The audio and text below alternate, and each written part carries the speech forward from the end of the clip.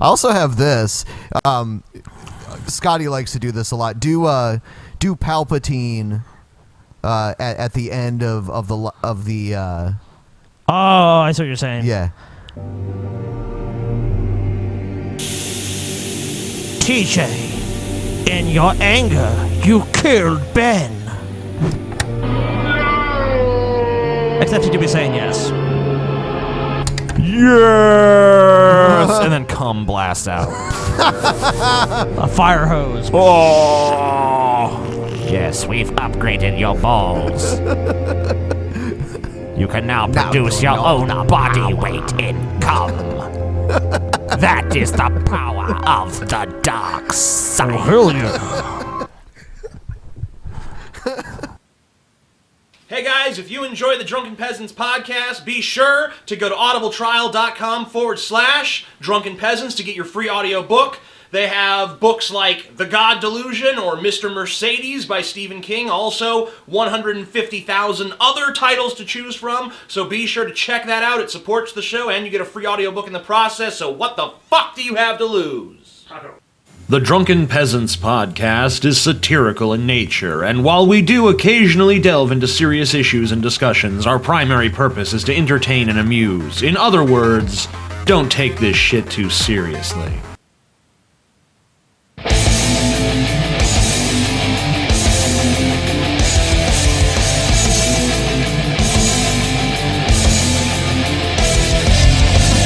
Coming to you live from the frigid armpit of America, this is the Drunken Peasants podcast with Ben and TJ, bringing you opinions of the news from an altered perspective. Fuck it! Say, man, you got a joint? No, not on me, man. I don't have facts to back this up. It'd be a lot cooler if you did. What the fuck are you talking about, atheist? It's okay. You're nothing, TJ. You're garbage. I just want to be light. You're garbage. And now, here are your hosts, Ben and TJ. We'll do it live. We'll do it live! Fuck it! Do it live! Fucking thing sucks! Welcome to the Drunken Peasants podcast, where we DP the fuck out of the news. Welcome, I'm everyone. Ben. No, you're not. I wasn't even going to say that this time. I was actually going to I'm fucking Ben. You derail everything. I hate you, TJ. I hate you too, TJ. Because I'm Ben. We have a guest on the show. Hold on. What's his name? Sargon of Akkad. The greatest of all YouTubers. The most requested fucking guest in the history of ever. Well, you said The great, the powerful Sargon of Akkad. I feel like I should apologize. I'm sorry people kept requesting me.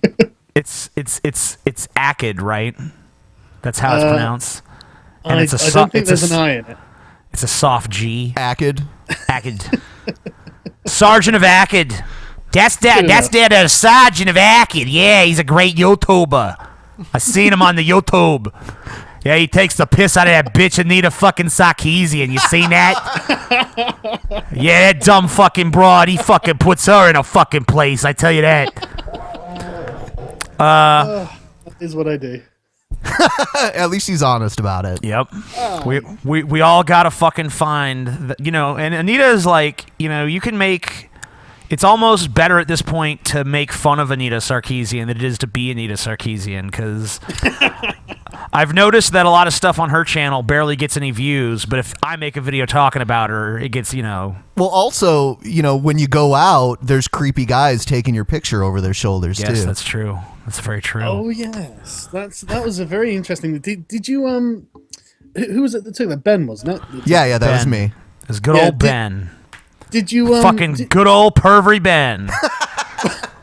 Knew where she was gonna be and made sure he was there too. Did you see all of the backlash that you were getting from that? I take it you did. Oh yeah. Oh, of course.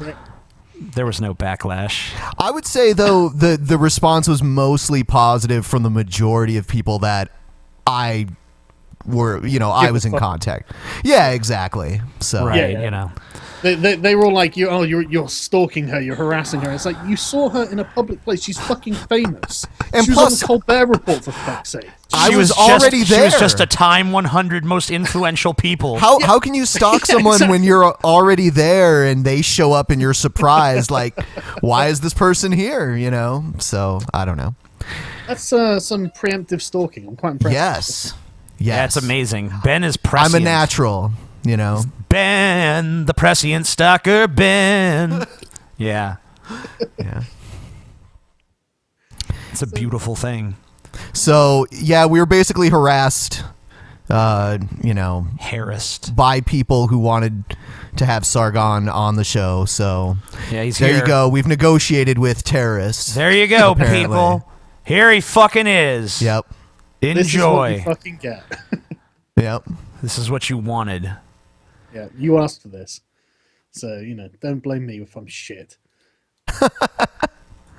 It's not my fucking fault.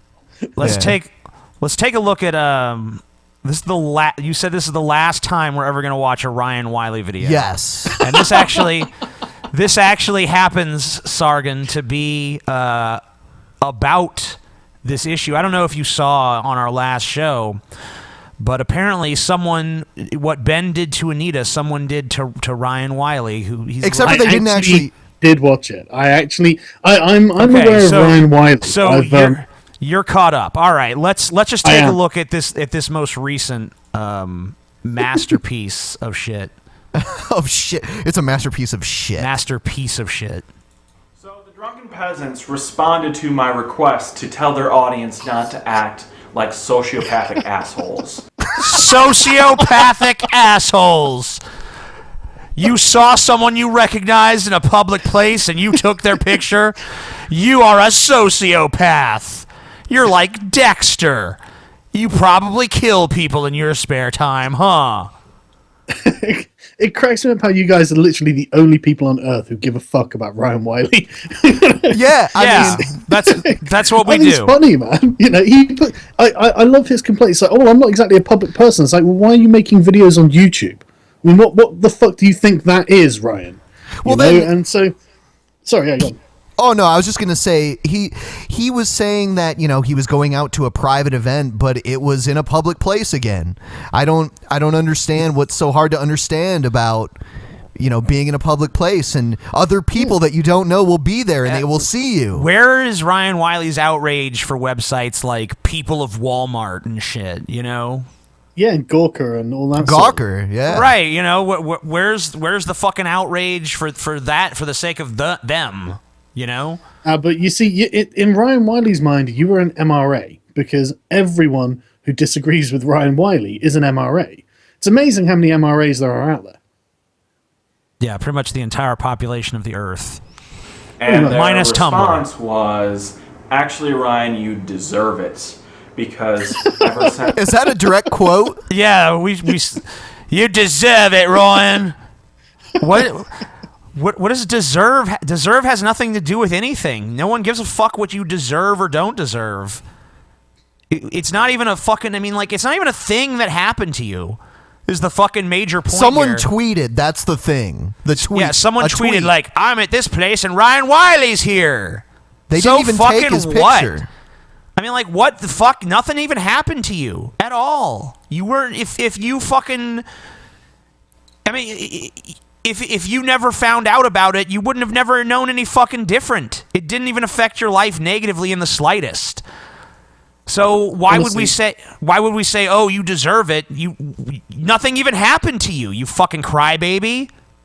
It kind of seems like tweets are like 90% of the news these days, though, doesn't it? People are too fucking lazy to go out of the house. Well, if you're watching CNN, maybe.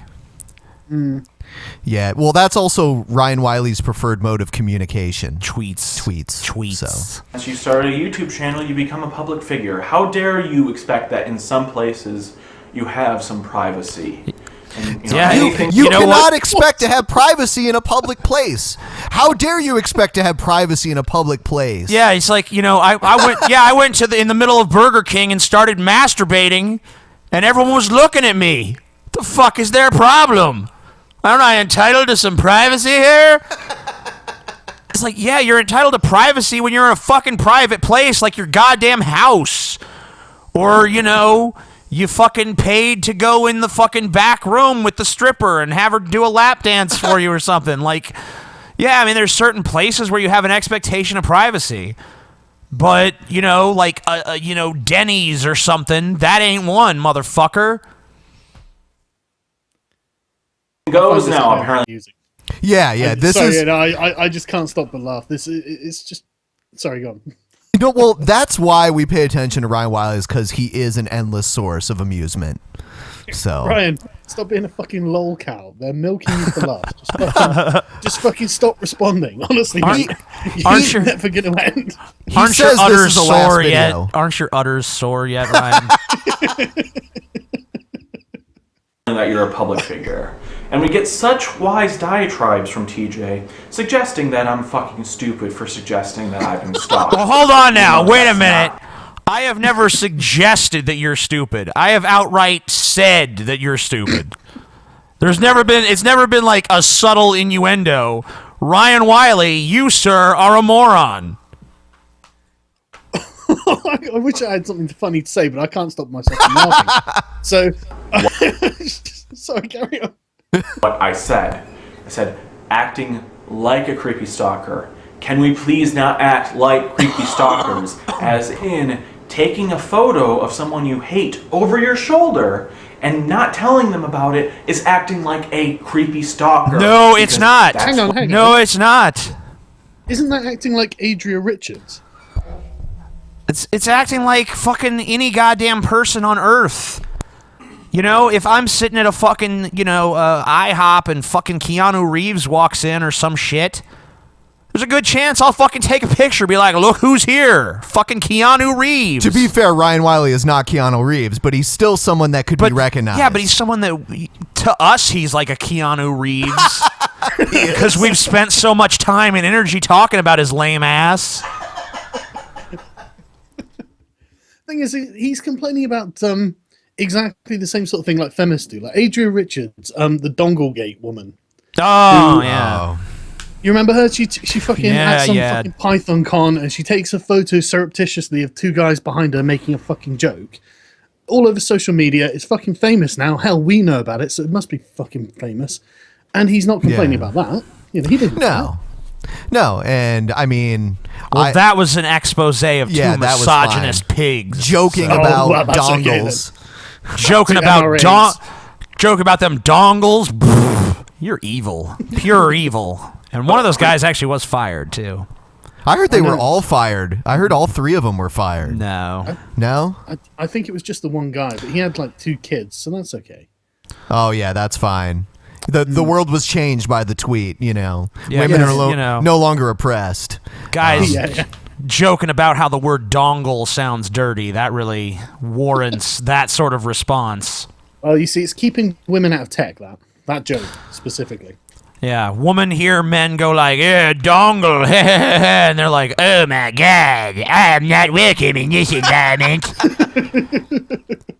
I better pack my bags and get to the of someone on the internet that you don't like is acting like a creepy stalker. It amazes me how... No, stalking makes you a creepy stalker. Not taking a picture of someone you don't like. When you say acting like a stalker, there's only one thing people would associate with that with, and that's following someone around everywhere they go and like keeping tabs on them, because that's what a fucking stalker acts like. You know, Sargon, honestly, like, I disagree with a lot of things Anita says, but I don't even personally dislike her. It's funny because I'm probably one of the least hostile people towards Anita Sarkeesian that she could have encountered, honestly. I mean, I just want to take a picture. I think that she probably gets a lot of people who don't like her coming at her. So I think that she thinks that anyone who isn't on her side is automatically as bad as the worst people who come at her. Yeah. So that's probably what she was thinking, you know, just to be, you know, reasonable about things. Yeah, you say, I strongly disagree with your position, and she hears, I am going to rape you now. I think that is actually exactly what she hears. TJ can call everybody else morons and stupid, but doesn't even bother looking inside himself to understand, man, maybe that's not what someone is saying. Ryan Wiley hold bringing on. the ponage. Let me look. I'm going to look inside myself now. Yeah. Well, just attach a camera to a banana and then you're all set. There we go, yeah. Or we can lube up the webcam. It's pretty wide. Yeah, I don't know. It is pretty wide. I don't know. What exactly is Ryan saying? Is he saying that you don't understand that you're an idiot, or as well as him being an idiot? I mean, what's he actually? His overall point It is that sounds to me like what he's saying is that I call these other people morons, but I don't even take the time to look inside myself and figure out what other people are saying. Why would what other people are saying be deep within myself? I don't even get that. But okay, I'm looking inside myself. Is he like a therapist now or something? I think, from the deepest inner recesses of my being, Ryan Wiley, you're a moron. I love how earnest he is, though. Look at him. He's so earnest about this. Maybe But like no, that's What? I mean, he has the intelligence of fucking Ernest P. Worrell from the fucking bad 90s and 80s movies. That's a throwback. But that's like the only earnestness I see, honestly. the problem. They lack all introspection. They lack all empathy. When it comes down to it, that's what all of these regressive morons arguments are. Right? Don't want to have your privacy violated. You feel like even though you've been on the internet and as we're becoming more public that you want some privacy. Well, fuck you. Hang on. Go ahead. I see what's happening here. I see what's happening. You've got the Amazing Atheist who's a massive YouTube channel and has been here for ages. Found a tiny YouTube channel that was just minding its own business called Ryan Wiley and started mocking it. It wasn't anything to do with you going after the Amazing Atheist, was it, Ryan? It nothing to do with that. Yeah, I mean, it was that. It was Jacqueline Glenn. It was Thunderfoot. It's all the people that TJ knows over the years. They all went after Ryan Wiley first because they knew who the fuck he was. Yeah, that's right. It's not like he did anything to draw our attention to him or anything. Yeah. Now you've got like the Eye of Sauron on you. Like, oh, I don't like it. It's like, well, why don't you just shut up then? People can do whatever they want. Oh, you feel like you should have some more representation in video games and you don't like how women are being treated? Well, just don't play video games. Don't just get out of the club. I wouldn't even say don't play video games. I would say if you have a problem with what video games are like, then fucking... Be the change you want to see. Right, make your own fucking video games that are more to your fucking standards then. I don't give a shit. Just don't try to fucking control other people's media. I think you'll find that there's no huge publishing companies that would want to put money into video games that you wouldn't deem offensive because you seem to be offended by so many things. So... no one gets their fucking ideal video game anyway, No. I mean, we could all sit here and talk about like our dream fucking game. It's the same with music and anything. Anything else. I mean, like, if you don't like what's being made, make something your fucking self. Yeah, but that's a lot of work, and these people don't really like work. I don't even mind criticism. I mean, if they want to sit there and say, oh, well, these games are fucking sexist or whatever, that's fine. But don't be dishonest about how you fucking present shit. I mean, when I heard about Anita Sarkeesian's project, I was like, I'm going to look at this with a fucking open mind. I'm going to, I'll give it a fair shake. But then the very first one was... damsels in distress. And then I see this ironic parallel where Anita Sarkeesian plays up her own damsel status every fucking chance she gets. Oh. And, I'm such a victim, and look at all these people victimizing me, and look at all these people harassing me. And then basically, like, mainstream media and internet and lynch mob, please come to my fucking rescue. It's like... You're the ultimate damsel, and yet you're going to fucking make this damsel in distress video? You don't even have the balls to let people fucking comment on your videos. My favorite thing about the whole thing is, with Anita Sarkeesian, is the big fucking hoopy earrings, lipstick, eyeliner, and then she goes on about how Miss Pac-Man's got a bow, which is a feminist female gender signifier. So Right. fuck off, you fucking hypocrite. Just Jesus, are you even listening to yourself? Do you even have any kind of self-awareness whatsoever?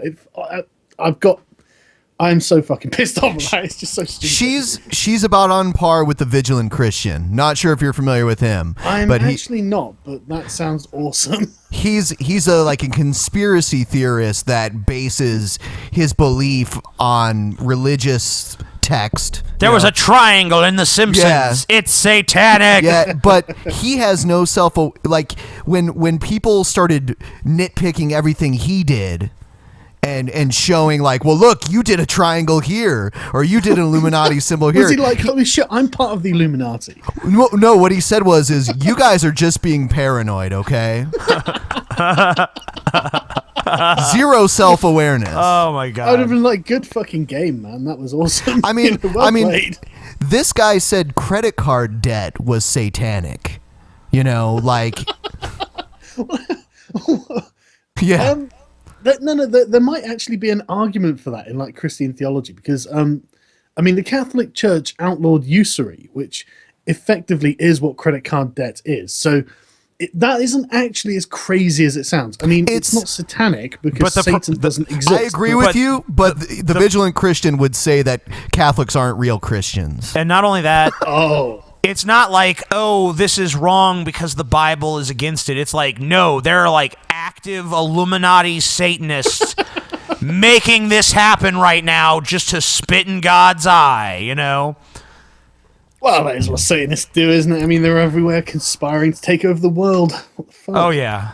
All right, so we'll get to the end of this Ryan Wiley video. Yeah, sorry. No, it's okay. Digressions are great. Digression's fine. Let's see a little bit more of what Ryan is saying. He makes his point at the end, and I'm like, okay, well, whatever. You don't feel like you should be harassed on the internet if you make statements about women in video games and how women are treated on the internet? Well, just get off the internet. You deserved it. I mean, the Drunken Peasants personally haven't made this, but it's been kind of implied. Hang on. Does he even look at Anita Sarkeesian's fucking Twitter feed where she's like, oh, it's always boys and men who commit school shootings? What a fucking coincidence. It's like, Anita, if you were like, it's always blacks and Jews committing, do you think that would be acceptable? I mean, for fuck's sake. Yeah. It's because you're being a raging fucking bigot. That's why people hate you. No. Because men are so fucking dominant and powerful. Right. That It's prejudice plus that power. Prejudice against us is okay. Prejudice plus power. Because we've got the power, Exactly. so... Exactly. because as men, we all get to sit around and decide the fate of the world while women just helplessly... Patriarchy meetings. Right, and, the women just, they don't get nothing. I mean, we let them participate in those phony elections, but we don't let them have the real power, It's not like Anita Sarkeesian's been on TV or anything, I mean, spouting her bollocks around all the newspapers or anything. Oh wait, no, actually, she's the only person who goes on fucking TV talking about this. I've heard she's actually one of the 100 most influential people for Time magazine. So yeah, apparently, she's the patriarchy is not doing a good job of holding her down. In just a moment here in the video, Ryan Wiley's about to. First, he's about to say that we didn't actually say this, but then he's like, but they implied that, it's okay to rape a woman if she's, dressed like a slut, Really? Let's see that. Yeah. Made this, but it's been kind of implied. Oh, you don't want to get raped? Well, I mean, don't go on that alley. Don't wear those clothes. No. Go down the alley. Go down the alley. I mean, you might get raped if there's a rapist down there and he wants to rape you, and not going down that alley is actually a good way of avoiding that rape. But, if you go down there, it's totally fine. I mean, fucking hell, Ryan. Jesus. We've never even said... Cure. We've never said anything like this anyway in the first place. No, of course not. But it's just the premise he's working from is fucking stupid. It's like, what?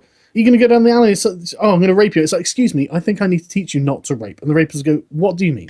Well, you clearly haven't heard that rape is a bad thing. The rapist going, oh, go on, tell me more. This is all new to me, and I wasn't aware of this. I've got a pamphlet here. Rape is wrong. Yeah, I had There's so much about rape I wasn't aware of. I had the overwhelming urge to rape from birth all the way until I was 10 years old, and then I was taught that rape was wrong. Right, because all men have the rape drive. Yes. Yes. And it's that's how it works. we want to rape, we feel the constant need to rape, but if a feminist comes along and teaches us, hey guys, rape is bad, then we're like, whoa, you just blew my mind right now. I never would have thought that. Yeah, because I'm totally cool with being raped myself, so I actually think we should probably petition the lawmakers to set up a law that's. I mean, it doesn't have to be necessarily outlawing rape, but maybe we can have a moderate penalty for it. Or outlaw rape? Are you crazy? Liberal scum. I know, I'm such a fucking liberal. If you rape, you get 10 days community service. Oh fuck, dude! How what if they've got a job? Maybe come on. $20 fine or something. Maybe $20 fine. It's not that. Someone's gonna take this clip out of context. I know. It'll be one of Ryan Wiley's little friends. They do this all the time. Whenever I'm on a stream, I was on a stream the other day, and I was on a stream with a mate, and we were basically just joking around about the fucking Nazis. Obviously we were taking the piss. And this Jenny McDermott, her name was. She took a minute and a half clip. You know who she is, right? Oh, Baltimore. She took this minute and a half clip of me and V just taking the piss out of the Nazis, but pretending like we were serious, giggling away with it and shit like that, as if we were being serious. And she put this clip on a YouTube channel, and even our own subscribers were like, "This is fucking stupid." You must know they're joking, and it's just like. There is nothing these people won't do to try and get that little gotcha. Oh, we've had some issues with her for sure. Yeah, I just want to say, you guys, Heil Hitler. She was gonna DMCA us because we didn't play her whole video, which is hilarious. What? Yeah. She insulted that she didn't get enough airtime. What? She was saying we misrepresented her argument, which, even if that's true, is not part of the DMCA. Which is questionable. No. Yeah. So she was going to abuse the DMCA to take down our video. She didn't. People talked her out of it. But then she flagged us for hate speech or whatever, which we never saw anything about that because it wasn't, I don't think she even fucking did it. Yeah, maybe. But maybe she did, but nothing ever came of it. Right. So we've had our issues with her before. So a little bit more, Ryan, and then we'll move on here. No. You don't like the fact that women get paid less because they have a child? Well, it's obviously their decision, and no other factors are going in. It's about a lack of empathy and all these things, and that's what it comes down to.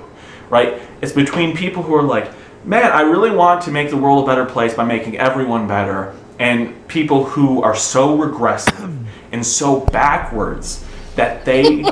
So Ryan just wants to make the world a better place. We're regressive assholes. We're sociopathic. We have no empathy. No empathy. He wants to make the world a better place. We are pieces of shit. Is he talking about feminists though? Is he saying that feminists want to make the world a better place? Yes. Yeah, he's saying that they just want to make people better, and us regressives are just.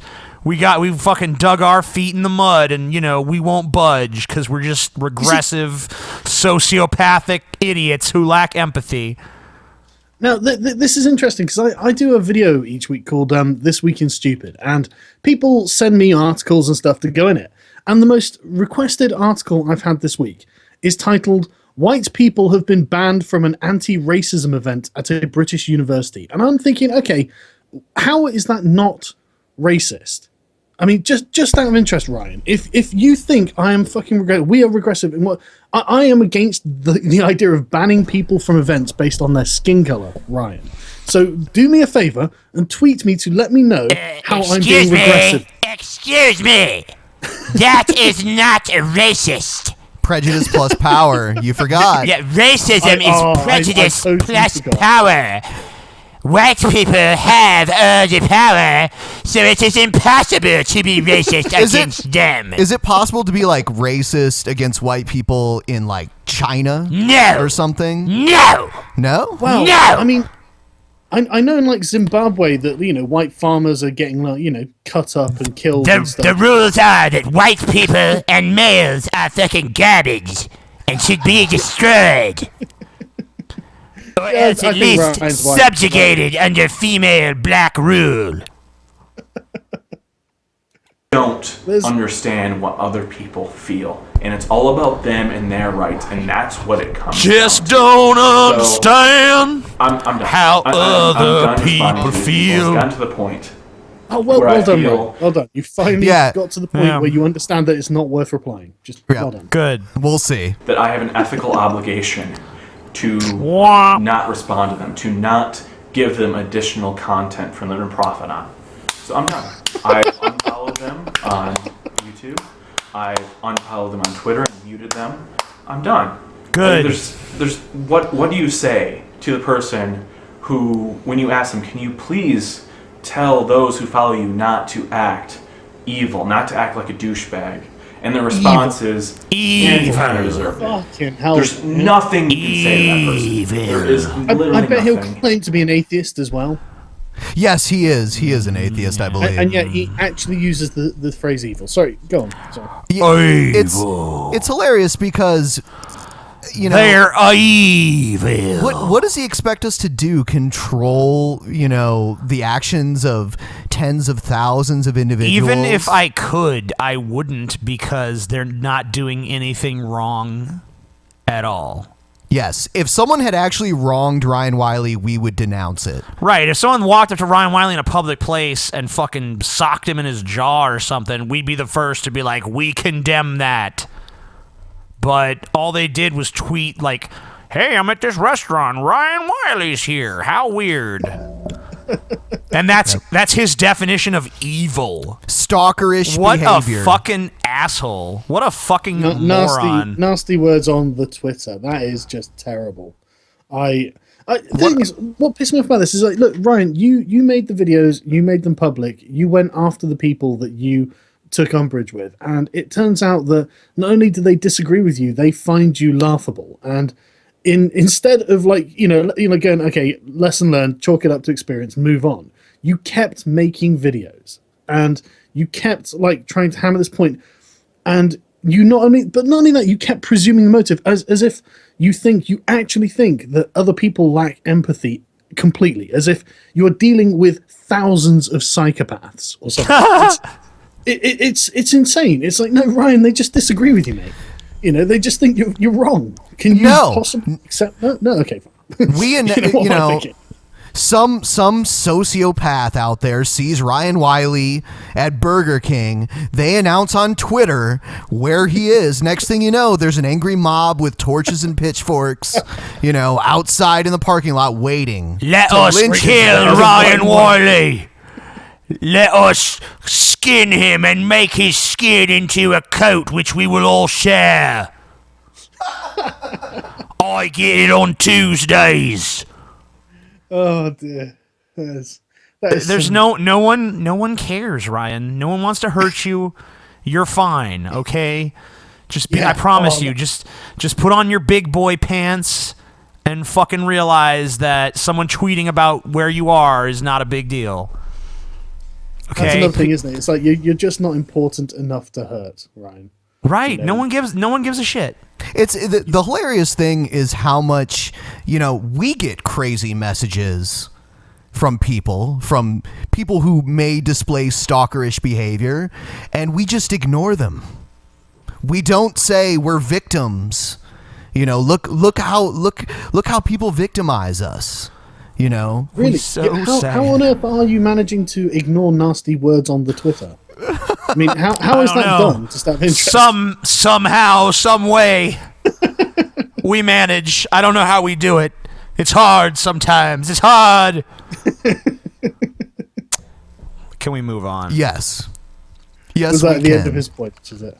He's dead. For the most part. He's yeah. dead, and I'm tired of him. Hopefully, Ryan will live up to his word, and he will stop trying to play with the big boys. Ryan, I have one less message and then for cry you. into his ice cream when we kick his little ass. These are our last words, okay?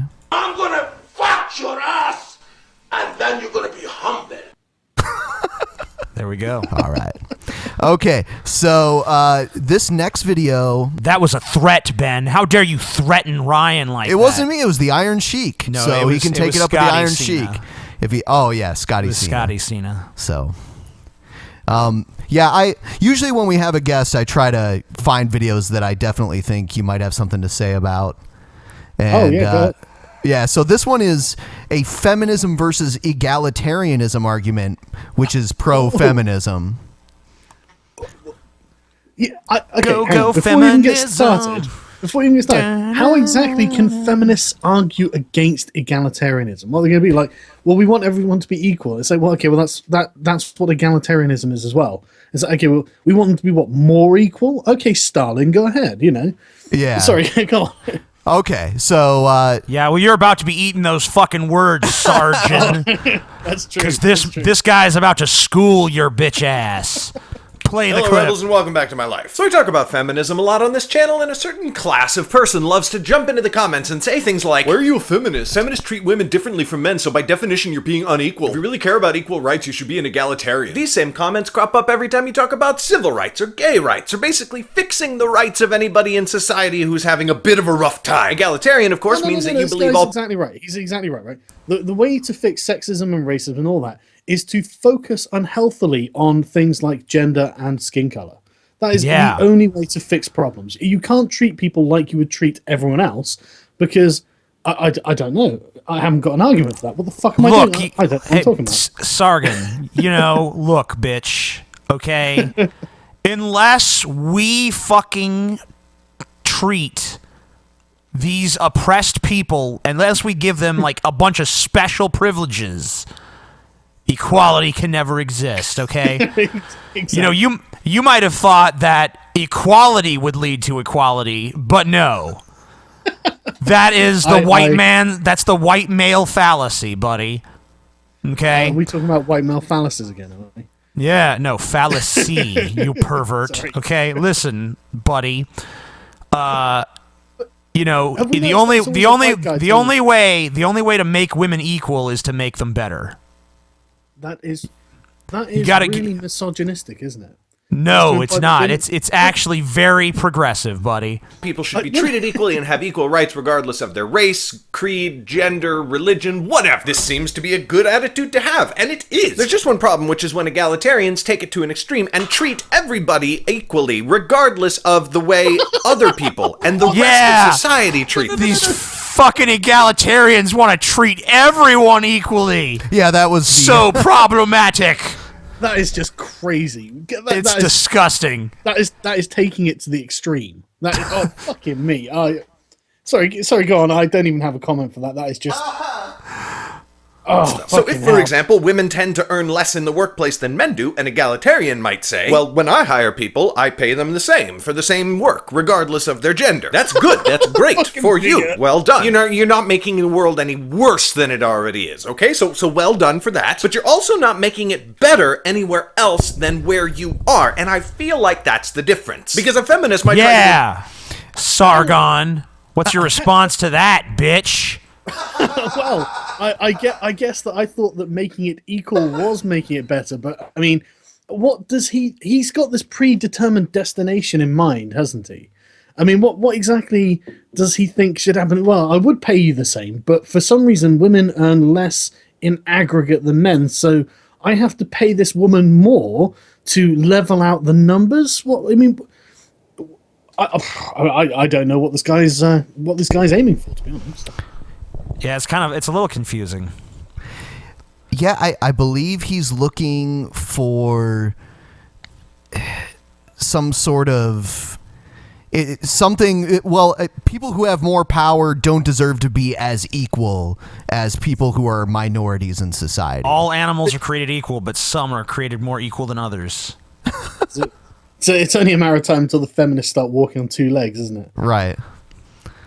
Evaluate the factors in society that contribute to women getting paid less for the same work at the same jobs, like in American society. Now, No, fucking no, right? This wage gap statistic pisses me off. Well, Us too. Here's the thing about that. You realize that the potential future president of the United is going States. to be talking about it. And she's already saying plenty about it. You guys are getting Hillary Clinton as president as well. Oh, yeah. We come to in the terms last 85% in the last yeah. episode, TJ was saying, she's pretty much anointed at this point. She's going to run on the fact that, hey, I have a vagina. Shouldn't I be the president? That's going to be her fucking campaign. That'll probably be, honestly, that's probably going to be the secondary thing. Because the first thing is just going to be, look how crazy my fucking opponent is. Well, one thing... Because it's going to be someone like Ted Cruz or Jeb Bush. Well... And America's just going to look at that and be like, oh, one thing God, I will give her... No! One thing I'll give her is that she has actual experience. She's not like a Sarah Palin. I feel like she's experience being corrupt as shit. It's true. Well, it's true. she's a politician. I mean, so she knows the ropes. Yeah. What do you really fucking want in American politics? I mean, it's a giant fucking spectacle more than anything. It doesn't really. I mean, we're gonna get a candidate from one of the two already totally corrupt inside and out parties that we have. So it's not like we have any real hope of man, we could elect this true visionary who's not corrupt, and that person gets 0.3% of the vote. I'm pretty sure the same is true for the UK as well. I don't know. Oh no. Well, we are quite different. I mean, for example, you have more parties for sure. Well, that's the thing. You guys, when you do your political debates, you've got Republican or Democrat, and if you were to look behind the curtain, you'd find that they're both getting funded by the same people. In this country, the funding comes from different places. It's just always spent on the same kind of moron. So no matter who you're voting for, you are voting for an idiot. You're voting for an idiot who isn't fucking qualified. I mean, the current Chancellor of the Exchequer is a guy called George Osborne. His qualifications are in journalism, and he is in charge of the economy. And it's just well, that kind of explains everything, doesn't it? Well, another thing here is that, we have primary elections where the people compete within their own party, prior to making it to the actual election. And those are all controlled by that individual party. So they can decide who's in the debates and who gets attention. In the end, they can pretty much handpick their candidate within one or two people. You know what? So what you're saying is that it is the Illuminati, is what you. But there's been plenty of times though when pretty decent candidates have been in the primaries, but they never get any fucking votes. Gary Johnson wanted to run as a Republican. Yeah, and he was like, wow, this is a Republican that's actually reasonable and not totally extreme right. Right. He was in the very first debate because they have 100 debates. Leading up to the actual election, and he was in the very first debate. He's very libertarian, and he was not invited back to the second debate. You see, I find all this very perplexing because I liked Ron Paul quite a lot, and I saw him on a stage sometime in front of a big crowd, and he was advocating for the golden rule, which is do unto others as you would have them do unto you, and the crowd started booing him, and I'm thinking, wow. What kind of crowd boos the golden rule? I mean, isn't that in the Bible? It's not just fucking common sense. It doesn't matter anymore, isn't it? Am I wrong? Maybe? It isn't. It's in the Bible, and it's in Eastern philosophy. It's been. It's an old fucking it's rule. Logical. Yeah, it's it's pretty much the foundation of just empathetic thinking, really. Yeah, and this crowd was booing him, and I'm like, okay, that's. Of course they were. They're American Republicans. They don't believe in that shit. The golden rule for them is just, it's not do unto other, it's just do unto others. That's all it is. It just ends there. Yeah, no, that's true. Do unto others. All right, so we're going to move back. As you'd have them do unto you? No. Just do unto them. Yeah, Fuck we'll 'em. go back to this guy again. Oh, yeah, right. Let's carry on with this white dude telling us about feminists. By default, we are treating women differently than men because we are dealing with a problem that affects women primarily and does not affect men as much, at least when you're talking about these broad statistical averages. If you imagine this guy is a shit feminist, right? This guy is a really shit feminist because gender is a social construct. I mean, any feminist will tell you this, which is why, you get gender fluid, gender queer, all this sort of shit. And so if that was really a problem, then surely all of these feminist women who are having a problem with all this, they'd just become men. I mean, they'd just be like, you know what, I'm going to be a man today. I don't want to suffer from fucking, the oppression of the patriarchy. I want to get male privilege. Or is all of this bullshit, white guy? this Sorry, guy, I don't know. this white guy is fucking. He's got bad teeth. First of all, I know we've all noticed, and I got bad teeth too, so I can't really talk too much shit. Well, you're. Oh, fucking, don't even do that stereotype. But it's piece true. Of shit, TJ. But it's true. You're a piece of shit. No. Yeah. It's kind of true. We're not. It is true. Yeah, it's true. You get. It's not entirely true. You get people with braces over here, or. I mean, you get in every country like the lower class, like you fucking trailer trash who have got teeth sticking out all over the fucking place and whatnot. But in Britain, if your teeth are generally all right, they're not amazing, but they're fine. Then people just fuck it. I don't care. I've been very fortunate. For some reason I have like genetically good teeth, and even though I'm 34 years old, I've never had a cavity or anything like that. Yeah, Ben sucks. Oh, This guy's garbage. Yeah, we'll play a little bit more. No, I'd like to hear the rest of him because he's sure. He's We'll just play more. wrong. Yeah. This in the world as a balancing scale, and one side is getting the shaft, shall we say, their side will be lower, right? Egalitarianism says you should put equal shares in both sides of the tray, which will eventually bring the ratio closer to equal. Mathematically speaking, this will better the situation, but it will never make the two scales truly equal. It will only improve the ratio. Feminism or civil rights or the gay rights movement is, at least to me, an attempt to find out why one side of the scale is so much lower and lift it up so that they're equal. Now, of course, this whole thing is a limited analogy because rights and yeah, it's not. It's a terribly limited analogy. It's a horrible fucking analogy. You're sitting there talking about qualifies as an analogy. You're sitting there talking about no. If you have the two scales and it's like, oh well, we'll just give them both equal amounts, but this one's always going to have more, so it's going to be heavier no matter what, or whatever the fuck you said. I mean. That's not how it actually works. If you treat everyone equally, then yeah, eventually everything's fucking equal. Well, this kind of sounds like a white man, a straight white man, telling us that women are actually not as good as men, which is why they need a bit of extra, a little boost, societal boost. Exactly, because women are a bit inferior according to this guy, and I'm thinking, well. That's kind of misogynist, to be honest. You're a shit ally. You're a terrible male feminist. But feminists in general are misogynistic. Of course they are. Yeah, I mean, like that. They're and of course. Yeah, and feminists are misogynistic as shit. I've said it a million times. I mean, they're the ones who are always talking like women are weak and women fucking women can't handle these video game portrayals. Like, okay, so you're basically telling me that they're a bunch of fucking whining children. Yeah, exactly. Your shirt's keeping women out of sight. It's like, what kind of fucking woman is put off by a shirt? I mean, fucking hell, that's pathetic. I was going to be a scientist, but then I saw his shirt, and I was like, oh my god, no fucking way. And so I'm going for my sociology degree instead. Yeah.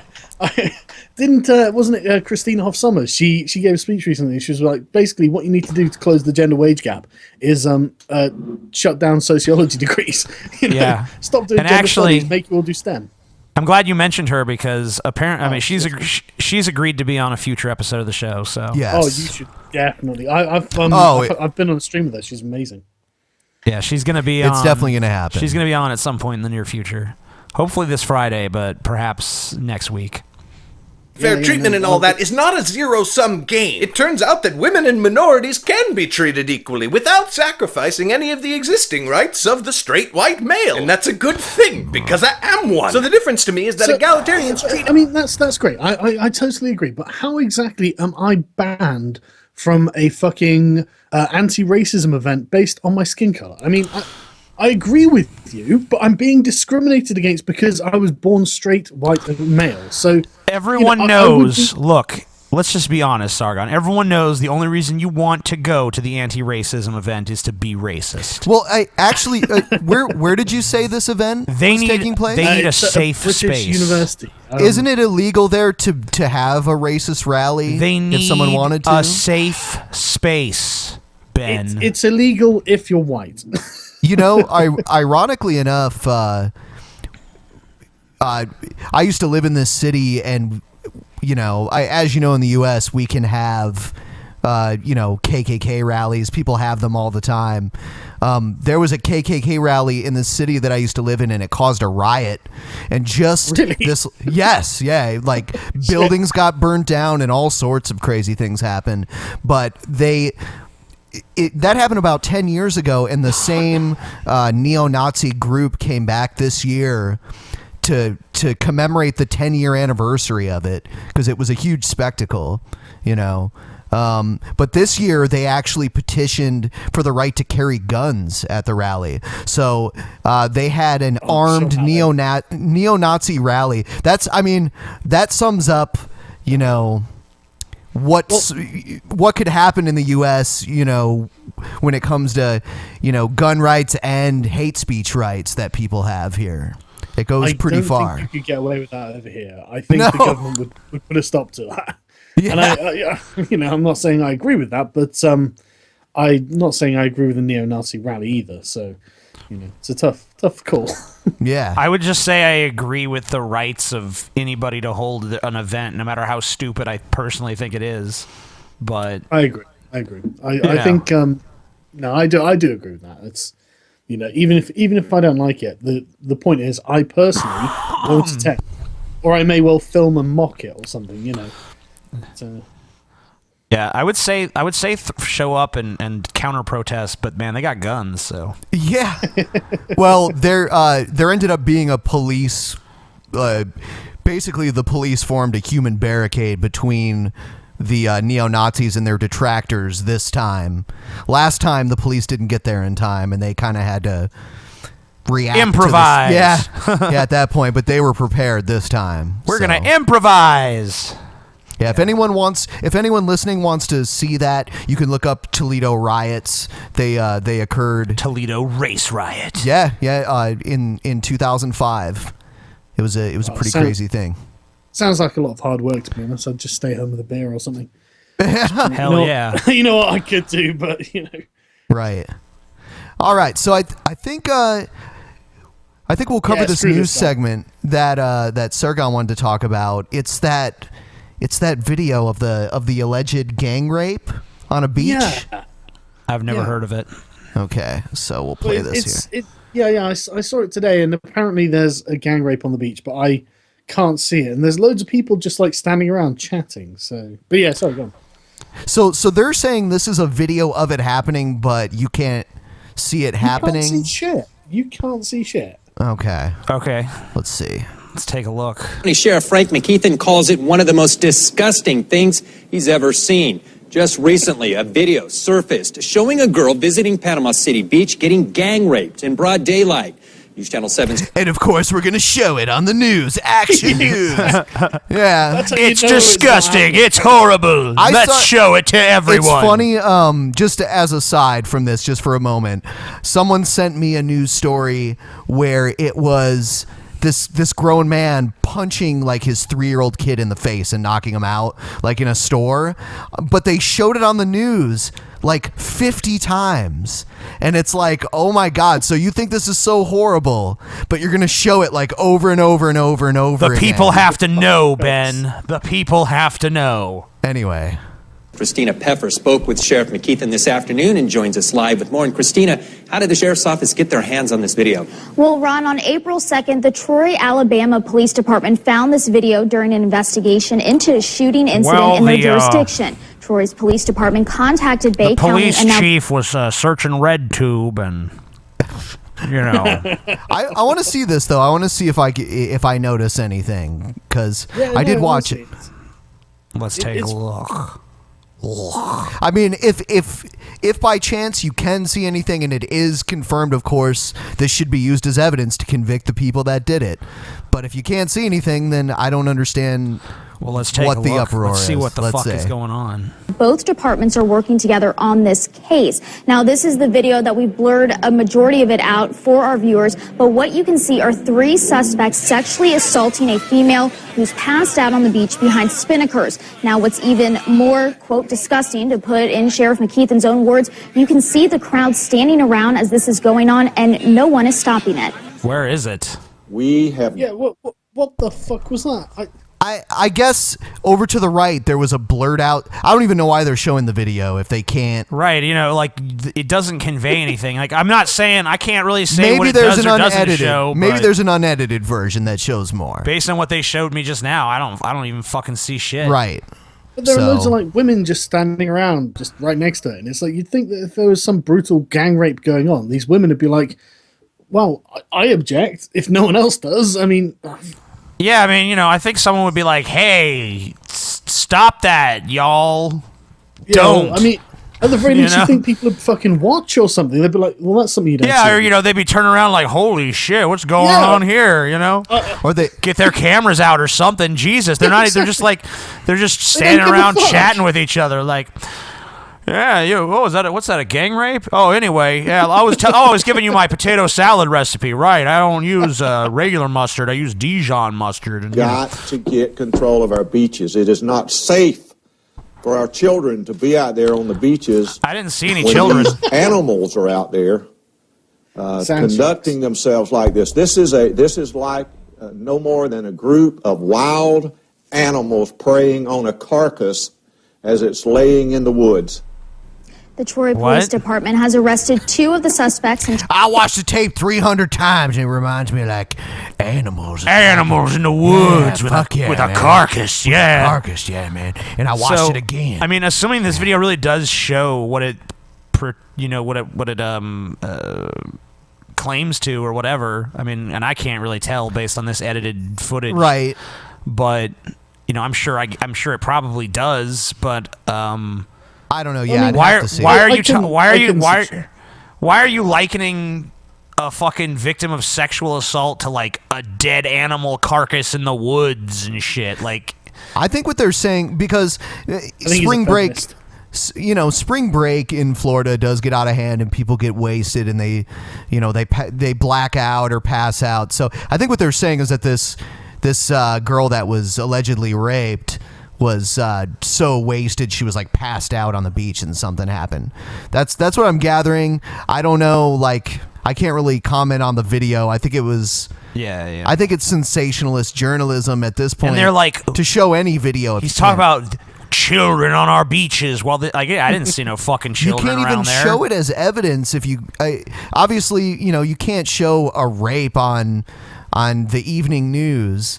So why even show the video? Because it showed nothing. Right. So all we saw was a bunch of people partying and having a good time, and then we're told, like, by the way, this has happened. All these that people blurred area over there, someone was giant raped. blur. There's some kind of rape happening. You can't see or judge for yourself MTV at all. Spring Break or something, and then apparently there's a brutal gang rape going on there. Yeah. Charge them with sexual battery by multiple perpetrators. If we weren't blurring this, you would see that there's actually 25 dicks in her right now. Again, Ron, just a horrible act to happen here in Panama City Beach and anywhere for that matter. Back to you. Christina, thank you. Now, the 2 suspects arrested were 22-year-old Delante Martisti and 23-year-old Ryan Calhoun. Hang on. Is it really a gang rape if it's just 2 people? I was just about to say that. 2 people really constitute a gang. I think you got to have at least 3 people for it to be a gang rape. Yeah, I to me, up on the semantics here. 2 people is not a gang, but if ICP is to be trusted, it is a posse. So I guess you could call it a posse rape. Oh God, you went there. Yeah, I did. Next video is a story actually out of Ohio, which is the state TJ and I live in. Oh, really? Yes, and it has to. Yep, we're in it. Good. At least we can all agree that gang rape's wrong, right? I mean, Right. Oh, absolutely. We here on the Drunken Peasants podcast do not endorse gang rape. This just so you're listening, Ryan. Gang rape is wrong. In this next story here, apparently there was a middle school girl who wore a t-shirt that said feminist on it in a yearbook picture, and they digitally removed the word feminist from the picture. And there's an uproar going on over that. Let's take a look. Yep.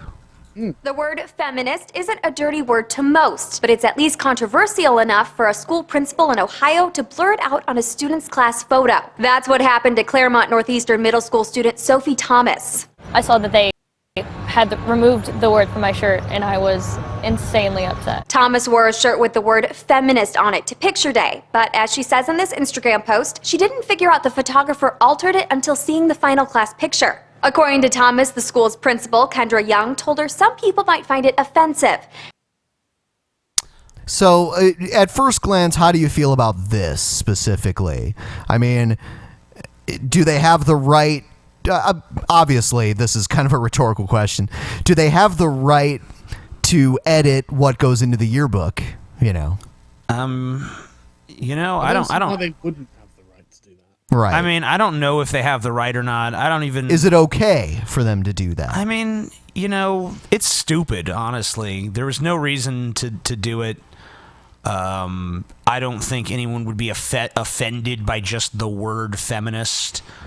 I don't know why they felt compelled to make that edit to it, but I think that they were saving her from future embarrassment, because right now there are a lot of people who call themselves feminists, but in 20 years' time, after they've declared that, raindrops are oppressive or whatever, and everyone on Earth is like, feminism is fucking stupid, and so are feminists, she's going to be fucking thankful that they took the word feminist off her fucking shirt. When she's looking back through her old yearbook photos and her kids are looking at them going, Mum, are you really a feminist? Like, no, God, no. That's fucking stupid. Feminism is dumb. I was never a feminist. I mean, be that as it may, I don't really see why they'd bother, but no. I don't really take issue with it either. It's their fucking yearbook. They can apply whatever standards they want to. Yeah, I'm sure there's some sort of school policy or something like that. And the school's superintendent said other things were removed from the photo, including an offensive hand gesture. While a writer for Women's Agenda takes offense to the school's actions, she writes, "At least it is encouraging to know that young women like Sophie Thomas are doing what they can to combat this anachronistic stigma. Bravo, Sophie." Feminism Anachronistic stigma. What was the stigma? I don't get it.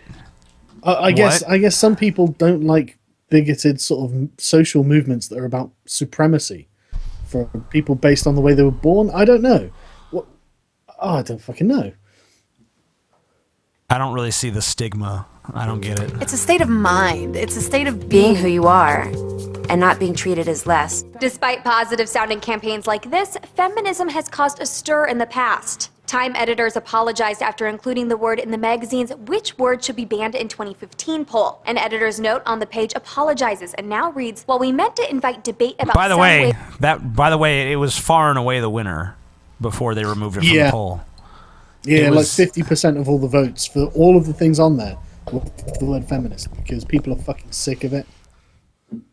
Yeah, they're annoying. Was used this year, that nuance was lost. In 2013, Mike actually called feminism one of the most controversial labels today. After a meeting between Thomas, her mother, and school officials, WXIX reports those involved will now start a larger conversation about the issue.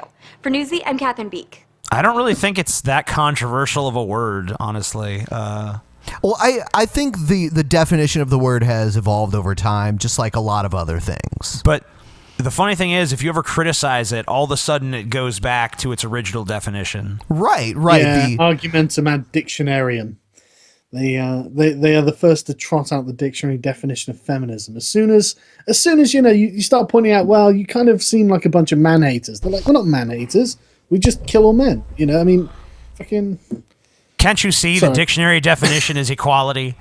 Exactly. By the way, I do want to go back to.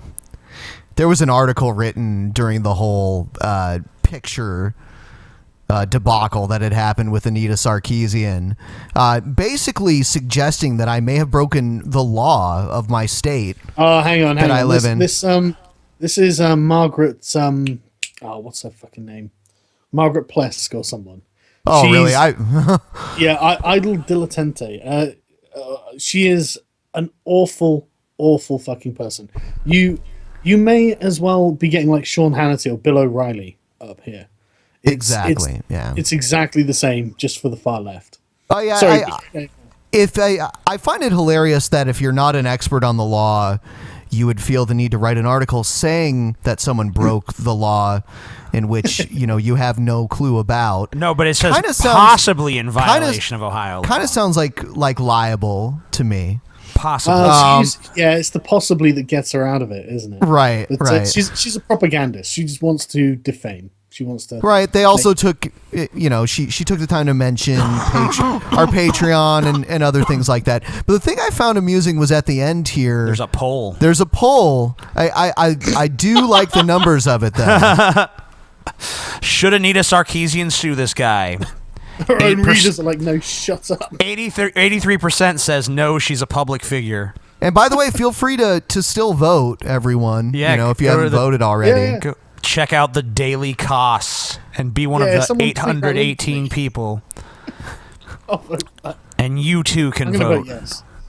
But I want it noted that the poll is like this before we ever drew attention to this article. It's funny, when the article first came out, yes was actually winning, and then when people started reading the article, there were even comments that say, I'd like to say that he broke the law doing this, but he really didn't. So that's awesome. There were some intellectually honest feminists. There were some feminists who were like, yeah, I wish what he did was against the law, but it's plainly not. You're a moron. They were probably exiled from the feminist movement shortly afterwards, though. Executed summarily. Sargon, did you happen to catch the Ken Ham Bill Nye debate that occurred a while back? I actually didn't. I should watch it at some point. I don't know. Are you an atheist? I'm not familiar with your views on religion. Okay. The thing is, in Britain, right, you've got 54% of people. I looked this up the other day. 54% of people are atheists. They don't believe in God. I'm kind of drunk now, so I can't remember exactly what the percentage. So that's in the spirit of the program, so thank you. Yeah, exactly. And then it was about, I guess, like 20% who were like, I think there's some sort of spirit or life force. So they're basically hippies. And then 24% who are like, I actually believe in God. So less than a quarter of my country believes in God. And I imagine that most of them are immigrants. So literally, I would do videos on atheism, but I just don't feel compelled to, because frankly, no one fucking talks about religion here. So, I mean, that's a blessing, don't get me wrong. But yeah, sorry, go on. Well, Ken Ham is one of the head people at the Creation Museum. I know he is. Which is in Kentucky, not too far from where we live. And there's it's basically a pseudoscience museum. Yep. So they had a debate.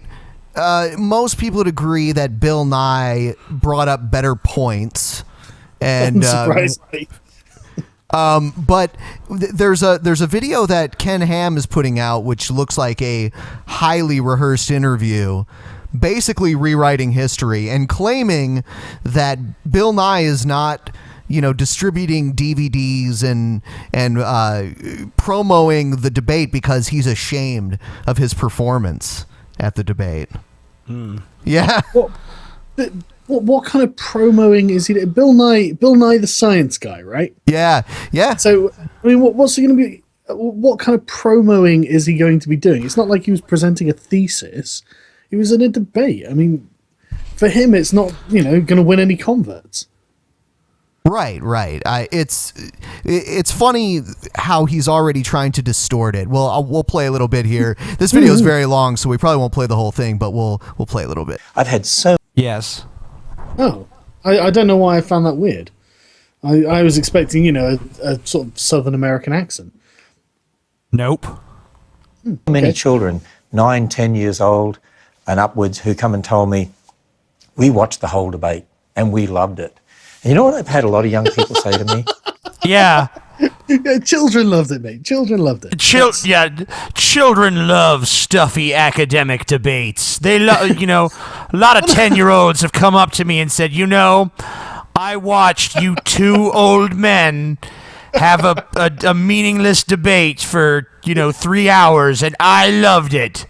But in addition to that, I mean, Bill Nye probably got a lot of adults saying to him, oh, well done, I thought you did very well. This guy gets all the children saying to him, well done, I think you did very well. I mean, that kind of... It says you a lot defended about the level of your arguments. Thank you for standing up for Jesus. I love you, They Ken. said, Yeah, it's usually the atheists that avoid talking about it because we're the ones with no leg to stand on. TJ, you disabled all your comments. You know all the criticism. You just ignore it all. So you're just indefensible at this point. I know. It's quite sad. It's quite tragic. Yeah, but the question is though, TJ, can you disprove God? Oh yeah. Have you ever seen a canine become a non-canine? Exactly. I can disprove the fuck out of God. Sargon, have you ever? Are you familiar with G-Man by any chance? I have watched a stream with you guys in it, with G-Man in it. Okay. Just wondering. I was hoping you'd be like, well, I don't have to disprove God. They have to prove God. But no, that's true. No, I could totally disprove God. Totally. I mean, we watched a Ryan Wiley video earlier, I think. That's proof God doesn't exist. Just watching that video, you should have been convinced, like, man, there's definitely not a God, because there's no way he would allow this shit to be going on. Conversations about this. It's like, so dogmatic. No one was talking about religion before that. Yeah, exactly. It's never mentioned. It was just the poor, timid, little meek Christians and then the big, bad, mean atheists bullying them around. But now, thanks to Ken Ham, Christianity finally found its balls. Yeah, just like fucking mainstream chemistry is afraid to debate alchemists. Just like mainstream astronomy is afraid, shaking in its boots to debate astrology. Yeah. What a fucking joke. I used to visit a bunch of history forums because I'm a big fan of history, and one of the things that you constantly get. Quit living in the past.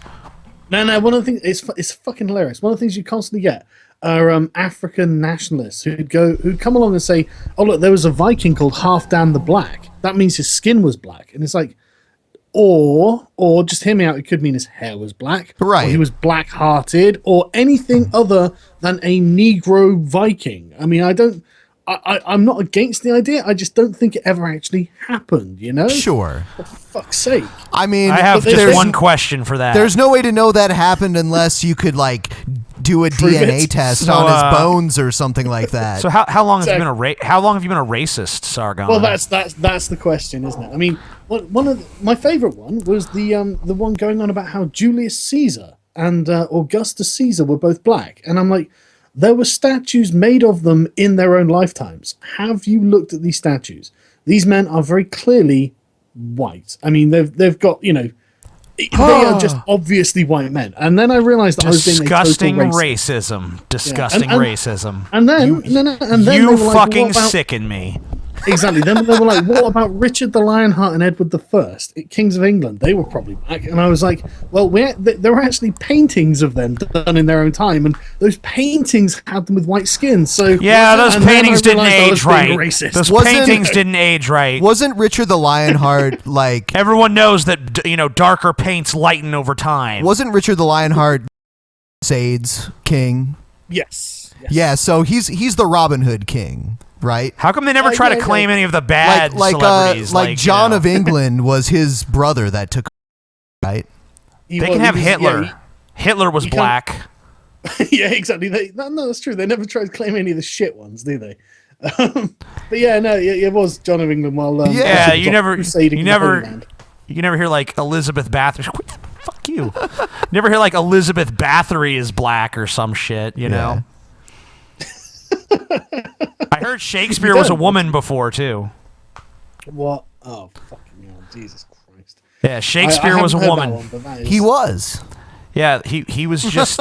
He had to write under a male pseudonym. I've heard no one would have taken him seriously. Is that a real theory? Yes, and my brother actually had a teacher in elementary school that believed that. I've heard people that believed he was gay, but yeah, I've heard that too. Yeah. But they say everyone's gay. I mean, there's a gay theory about pretty much everybody.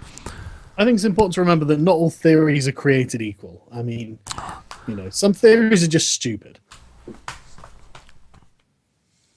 Ben and I have decided to hit each other. This actually opened that up. Used it to cause people to realize, wow, are people that do believe this and they can defend what they're saying. And I've had many people tell me that they're atheists started questioning their atheism as a result of the debate. We've had people testify they became Christians as a result of the debate. So, you know, there's been... People testified that they had become Christians. You're a liar. During this debate. By the way, we're adding our brony patron to the brony patron. Yeah. I love it. It's weird. They didn't become Jews. They didn't become Muslims. They didn't become Zoroastrians. They became Christians. I mean, that was the God they found. Yes. Right at that moment. What if there was a Muslim in the debate too? Would a bunch of people be like, you know, there'd be a Muslim guy going around being like, yeah, after my debate with Ken Ham and Bill Nye, a bunch of people come to me and said, you know, we're Muslim now. By the way, Ryan, welcome to the program. This is Ryan, our resident brony patron. Brony. Well, welcome to the show, Ryan. Hello, Ryan. How's it going? You're second class because you're a brony. Yeah, that's okay. Yeah, he's On the fine plus with side, it. it was a choice that you made. I mean, it wasn't like you were born white or something and then banned from a convention or something like that. You know, at least you chose to become a brony. You know, you could choose not to be a brony, couldn't you? Did you choose? Could you choose not to be a brony? Or was it like bronies are born, not made? Sorry. I don't mean to... Is brony act of birth, or is it, you know? Well, I didn't some of the stuff Ken Ham was saying, and then I decided there's no God.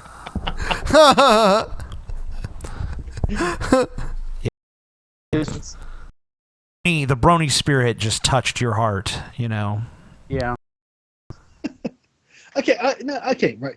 I've never actually had a chat with a brony before, so I've got some questions. Okay, here we go. Full screen them. I know very little about bronies. I understand that bronies like the My Little Pony cartoon. Is it sexual? Is it a fetish?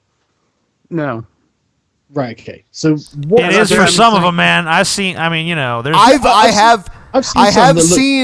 have seen people selling on the internet My Little Pony dolls or like stuffed with an toys. asshole. Yes, yeah, with like fuckable orifices. So, do you own any of those, Ryan, or no? No, I don't. I mean, there's sexual versions of just about anything. The Rule 34 exists for a reason. Right, but there's a lot of the fucking brony stuff, though. I mean, well, like, part of the problem with that too, though, is you actually got two fandoms making basically pony porn, and you got the bronies who have, and then you also got so fucking furries, man. I think I know the distinction because my friend's brother is actually a furry, and we have to a nightclub with him wearing his fucking furry costume. I actually had to sit in the same group as him, and I think I know something about the furries. But so bronies on the whole is not a sexual fandom, and I take it. I mean, there's always going to be a small portion, like Rule 34, like you were saying, that are sexual. But bronies on the whole, they're not a sexual fandom. Okay, so what's the appeal of My Little Pony then? Well, it's different for everyone. Honestly, it's a heavily character-driven show. I like that. I like the over-the-top, silly sense of humor they have. They can occasionally go a bit darker than normal that genre of television. There was actually I mentioned last time I was on, they actually had a show where they had a character based off of Q from Star Trek, and they had a really hard time pushing that through because the executives at Hasbro wanted to kill it. They said it was way too dark for the target audience, and but apparently they didn't know the target audience was a bunch of 20 and 30-year-old men. So. You know, I think they actually do know, and I've heard that they cater to them. So, oh yeah, they actually like sneak in references here and there. They actually had a episode where they have a scene at a bowling alley, and they have like pony versions of characters from The Big Lebowski. What, the dude? Yeah, the dude. They even have the Jesus a few lanes down. Okay, but the thing is, right? I like sort of like Stargate SG-1, right? I really like that show. It's really cool. It's character driven. I don't call myself like a Stargater or something. You know, I don't have. I don't. There are Stargaters though. I mean, there are conventions for it and everything. Well, it also just got labeled that way because some of the I think a lot of the original bronies were actually just hipsters who watched ironically but grew to like it. So they needed to come up with a cool hipster name for it. Okay, well, no, you know, that's all fair enough. A fun fact to interject is that my dad claimed to have invented Stargate. No way. Really? Yeah, he did. Well, do you believe him? I mean, I kind of do because there's so many people He's that your corroborate dad too, it. so you have yeah, like I mean, that you know, bias. so I got that bias too. But the thing is, I'll tell you what. I'll tell you why. Because he was like trying to make it in Hollywood back in like the 70s and 80s, and he and his partner Stan Foster wrote a screenplay called Star Traveler that has like several elements that were incorporated in Stargate. It has the Egyptian thing. It has the Egyptian thing. It has it has people that think they're this Egyptian type civilization, but really they're being controlled by bug aliens. It has it has like Starship Troopers in it. It has the gate. You know. So he got completely ripped off. So there was a lot of elements from, and I remember even when we saw it in theaters, he's like, they fucking stole my screenplay for Star Traveler. And I'm like, well, I mean, they made it before you, so. It's funny because these studios get thousands of scripts, and they could just take what they wanted from each one of them and make their own movie. It could just be a coincidence, It could be, but assuming they did, I mean, they do that. I mean, they could. Why pay so-and-so X amount of money for their idea when they could say it's their own idea? Yeah, and I mean, of course, it could just be an amazing coincidence as well. There's always the possibility that they could take 10 different scripts and kind of piece them together just enough so that they don't have to pay anyone. Right, Hollywood's pretty sleazy. But yeah, my dad did claim to have invented Stargate, so. Okay, so that's interesting. I can't prove it. See, I think the bronies get an unfair rap, and I know, I'm mocking everything because everyone. I think the furries get it too, though. I mean, I think the furries get it worse. People assume the furries are like animal fuckers, and that's not true. Some of them are.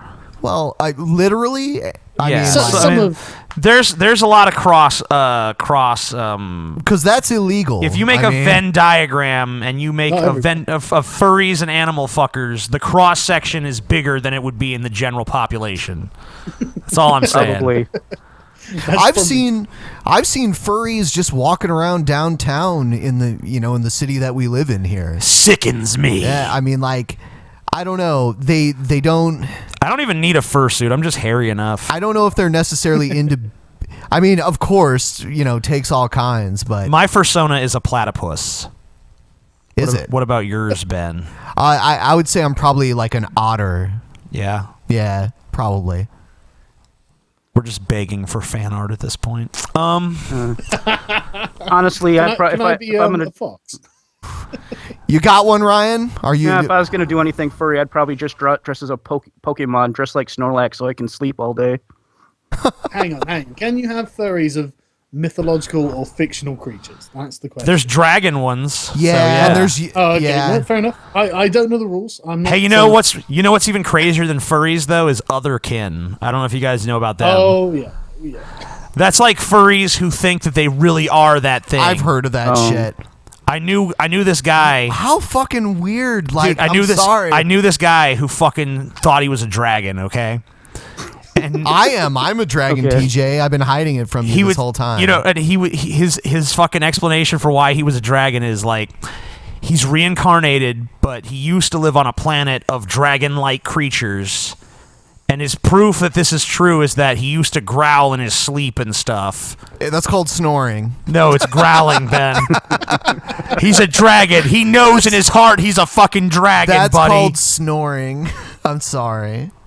I'll be honest. I'm familiar with that a little bit. I used to play D&D back in the day, and every once in a while you'd come across a gamer who lost the difference between himself and his character. I used to play D&D too, and I never encountered people like that. We all had a firm grip on reality for sure. I mean, we could do make believe, like whatever. We could immerse ourselves. But then you're like, hey guys, this is imaginary, right? And then someone's like, no, I really am a goblin. Yeah.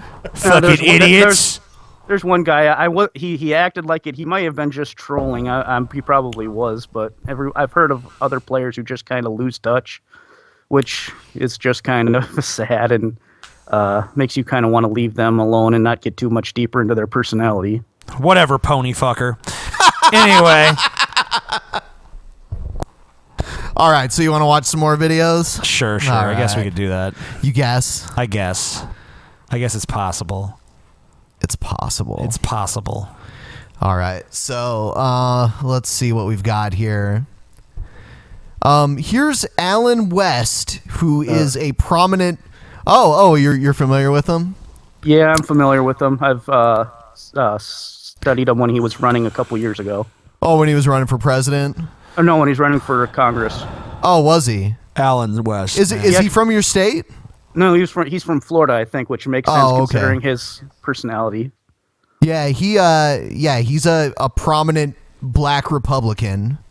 And he's going to attribute the reason why we have so many football injuries in the United States is because we don't allow players to pray in school before.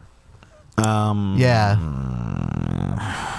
You know, one of the great traditions at the University of Tennessee is that before every football game, they're on Rocky Top in Knoxville, Neyland Stadium, beautiful venue right on the Tennessee River. A local minister is called in to give a prayer before the football game. And how do I know that tradition continues? Because I went back to Knoxville for the Tennessee-Alabama football game, and it was still going on. But yet there was a group out of Wisconsin called the Freedom from Religion Foundation. Oh, my God, not them. Actually sent the University of Tennessee a letter. They say, you will cease and desist this practice of praying before football games. And see, I remember growing up in the inner city of Atlanta, Georgia. I went to Grady High School, and I played football. And we didn't have all this high-speed gear and everything like that. There was no such thing about targeting. I mean, you were not a tough football player unless you did try to hit someone head on. Well, I mean, we've learned through the amount of retired professional football players that have Alzheimer's and Parkinson's and no, things Ben, like they just that. didn't pray enough. Either that or they're faking it.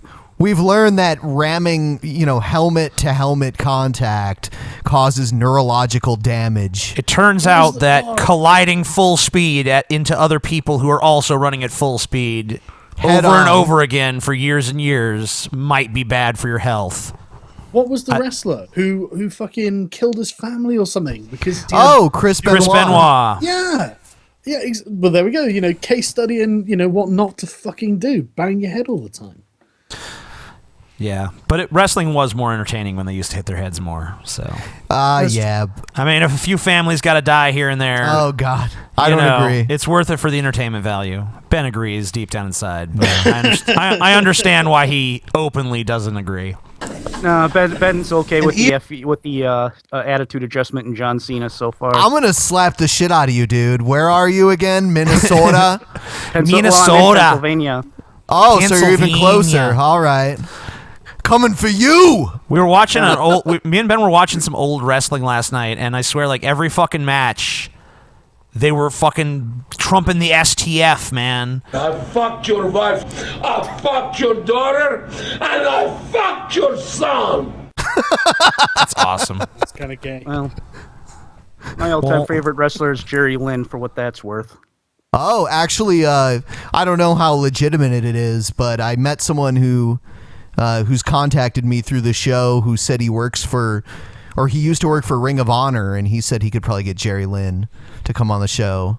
So, well, if you get him on, I want to come on too. Then that'd be awesome. I don't know. Like, we don't have enough wrestling fans. Yeah. To really make that torture them with wrestling. Right. So, I mean, like, if we had a show that was wrestling based, which maybe someday we would do on the side because we're fans, maybe we would do that. But, not enough of our audience enjoys wrestling for us to have like someone on the show just because. Unless it was someone like Jesse Ventura. Yeah, or like something like fucking that. Hulk Hogan or some shit. Oh, well, yeah, I wouldn't say no to Hulk Hogan. I mean, Jerry Lynn's awesome. Actually, I would say Jerry Lynn's a better wrestler than Hulk Hogan, but who has more name recognition? If you guys just want a wrestling guy who can talk about the news, see if he can get Jim Cornette on. I would really like to have him on because he shares a lot of the same views as us. And he's entertaining as fuck to listen to. Yeah, he's awesome. I would like to have Jim Cornette on. Actually, maybe people on Twitter should tweet Jim Cornette and tell him that we'd like to have him on, because I think that'd be pretty awesome. Yeah. Actually. Tell him we want his cock. No, don't say that, because he probably wouldn't show up. He'll show up. Ignore. No, seriously, don't say that. Ignore TJ. If you want to have him on the show, don't say that, because that would be ridiculous. Anyway, more of this dude. Even in high school, he loves it. Before every game at Grady Stadium, a pastor would come down and pray over that football game. Yeah. I don't remember Because catastrophic that's what injuries. God's concerned about. That's what he's I don't concerned remember about. anyone It's like- getting carted off that. What? So he's honestly going to sit there and say that he's honestly going to sit there and say that football injuries are like a recent thing, and the reason is because we've somehow stopped them from praying, even The though funny thing is football now- players pray all the fucking time. The funny thing is that the football players that are still alive today that are his age are the ones with like Parkinson's and all these neurological issues. No, Ben, they're fine. They're all fine. For what it's worth, though, he did say he didn't say it didn't happen. He said he didn't remember it happening. Maybe he's got a few head injuries. He probably has Alzheimer's from it or something. Who knows? Yeah, I guess that would Well, explain a lot. if he goes home and kills his wife and kids tonight, he can just be another Chris Benoit. Wow. You know, it was crazy. We were watching that wrestling event last night, and Chris Benoit and his wife that he murdered. They both were out there. They We're both in came that out together because she was his valet back in the day. That was really fucked up for me though, because the first wrestling show I went to was a house show, and one of the big things was it was a Falls Count Anywhere match between Chris Benoit and Kevin Sullivan when they were still feuding. The first wrestling event I ever went to was Saturday Night's Main Event in 1991. And the main event was Hulk Hogan and Tugboat versus Rhythm and Blues, which was the Honky Tonk Man and Greg the Hammer Valentine. No, it's just because Chris Benoit and Kevin Sullivan, Taskmaster, was the first feud I ever got to see up close and personal. That's funny because that was a real life feud. Yeah. Because Chris Benoit stole Kevin Sullivan's wife, and then they got married, and then he killed her, which is pretty fucked up. Anyway. Yeah. Times. Yeah. Happy stuff we're talking about on the Drunken Peasants. Anyway, by the way, everyone, if you've enjoyed the show so far, please give us a thumbs up. Yeah. I will now put TJ on full. Actually, no. Let's put the Brony on the screen. Yeah, Brony, do your best pitch for us. I mean, hold on a second. Not ready yet, Brony. Damn it! There we go. Yeah. So Brony, tell the audience to give us thumbs up. Yeah. And make it good. Yeah. If you guys like the show, if you guys think you should More we should keep intensity. doing this, Come on. thumbs up now, or I will be there. I will kick your ass, or I'll let you kick my ass. One of the two. Just thumbs up. Either way, doesn't really fucking matter. Yeah. Yeah. So- Okay. I'm thumbing up this video right now. Hang on. See, Sargon's doing it. You guys should do it too. Sargon on the screen. Yeah. Whatever. He's small. It's fine. Yeah. Sargon. The last dinosaur. By the way, there's this guy on Twitter, and he's called Shalamon Black GUI, and he's been arguing with this guy called Rust Monster, and I've been tagged in the conversation, and so I've been kind of reading it in the background, and the conversation has basically gone. I don't know if you guys know about Gamergate. I won't go into it, but he's going on about how Gamergate figureheads are all white men, and this other guy's like, well, is that a problem? That's total He's like, bullshit, man. He's like, so are your primary character judgments based on race? And it's like, well, it's not inherently a problem, no. But can it be a problem? Yes. And so I'm just like, sorry, are you saying that there are circumstances where someone's race can inherently be a problem? Are you part of the fucking KKK or something? But the other thing about that, I agree with what you just said, but also I've seen so many girls who were part of Gamergate. I would say it's tons. Yeah, there's fucking loads of different people in it, honestly. Right, it's a pretty diverse group. I mean, trying to make characterize like this is just a bunch of white men. I mean, that's just total bullshit. It's bullshit, but even then, isn't that what's wrong with that? Even if it fucking was a bunch of white guys who are like, hey, we're really concerned that you're, not being ethical and you're advising us how to spend our money. I mean, why wouldn't that be a legitimate concern? You know? Because the white man already has enough power without them trying to tell us how to live our lives. Thank you very much. Yeah, don't tell us not to be corrupt. By the way, speaking of Gamergate, I thought that was special last week after you did the canceled the debate. Gay. Yeah. You did that long thing, and your single biggest criticism of Anita Sarkeesian was saying that she never engages in open debate or normal conversation. Well, I mean, to me, that's the biggest criticism you could possibly make of her, above anything else, because, I mean, like, to me, everything else is debatable. Like, yeah, you know, oh, is this sexist? Is that sexist? I mean, that's just a matter of fucking opinion. We could sit there and talk about that, but the thing is, she doesn't want to fucking talk about it. No, but what Especially I found was she doesn't know shit either. That's the worst part. You know, she's on Colbert and she's like, "Can you name 3 games?" And she's like, It's just like, there's lots. Charlatan. Yeah, Trust exactly. me, there's totally games that are so sexist, but I can't name them off the top of my head. Exactly. Why would I be able to do that? She won't debate anyone because she knows she'll just get fucking owned. Absolutely demolished. That's kind of I mean, that tends to be my perspective, but I mean, like, you know, I'd honestly like to actually have a dialogue. I mean, I wouldn't even, if I was talking to her, I wouldn't even go TJ. for like the fucking death stroke or some shit. I would just want to fucking actually talk to her and see if she can even be reasoned with on any level. TJ or Sargon, answer this question. If you had been me in the situation I was in, where you were in a public place where Anita Sarkeesian happened to walk in, would you have said anything to her? Would you have done what I done? I would have absolutely spoken to her. Absolutely. What would you have said, Sargon? I would have been like, "Hi, are you Anita?" You know, just to make sure it was her, because it might not have been. I was 100% certain from the moment I saw her. It was. But I probably would have just checked as a formality, you know. And then I'd have just been like, "Look, can you know? Do you mind if I interrupt?" I would have been polite, you know. There's no need to be fucking rude to someone to their face, sort of thing. And I would have just been like, "Look, why won't you address any of the criticisms that have been leveled at you?" I mean, you know, very few of the actual criticism, like Thunderfoot's videos, fucking my videos, anyone's videos. It's, you know, genuine questions that we want answered. And, you know, I really want an answer as to why she won't just answer any of it. Because like you say, TJ, I think if you're not going to defend what you're saying, you're putting this out in public, you're having it influence people, and there are criticisms brought against it, you've got to fucking defend it. You know, you've got to. Something. I probably wouldn't even have bothered trying to engage her like that. I probably would have just drawn her attention to the fact that it's me, because I know she knows who I am. Yes, she does. So I would have just turned to her and smiled and be like, "Hi, Anita." I called TJ. How you doing, buddy? I called TJ. Actually, I called TJ's brother, but TJ heard me talking because Scotty put me on speakerphone. That I was there with Anita Sarkeesian. Like, I couldn't believe. I was just in disbelief. For me, like, I don't have any ill will towards Anita Sarkeesian whatsoever. Like, I really don't. I disagree with her. I'm just naturally not the kind of person that would want to talk to her, honestly.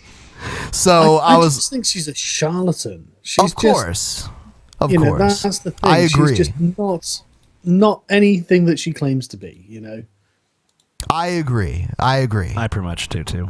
You know, honestly though, I mean, I'm probably unlike Sargon. If I would have saw Pat Robertson, who I also think is a charlatan, I probably would have done the same thing, taken a picture like, "Oh my God, here's Pat Robertson behind me." You know. But I mean, like, I would like to believe that she's not a charlatan.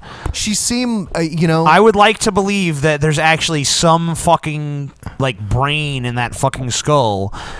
You know, and I'd like to actually engage her in a real dialogue and ask her about some of these fucking problems that I see with her videos.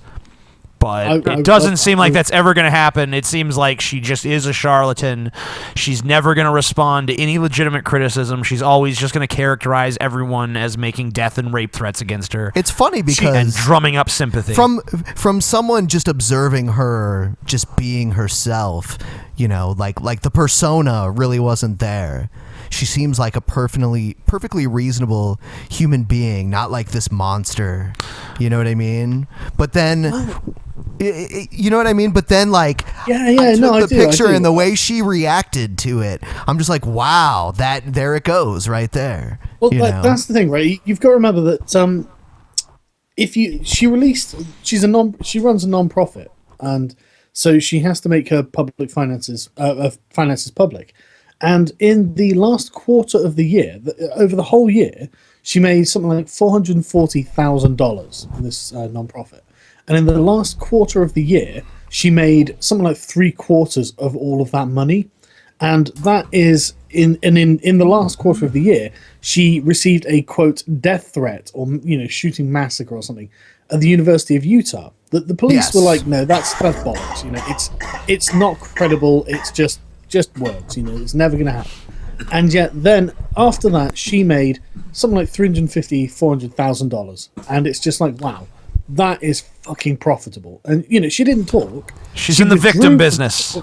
Exactly. That's exactly. And then all these other ones with their fucking Patreon, like Brianna Wu, Zoe Quinn, all that, they're like, oh my god, Gamergate said nasty words to me on the Twitter. You should give me money. And it's like, is that how it works? I mean, normally people give you money for hard work, not because someone said some nasty Twitter things. Even tonight, we see Ryan Wiley's example. He has a Patreon.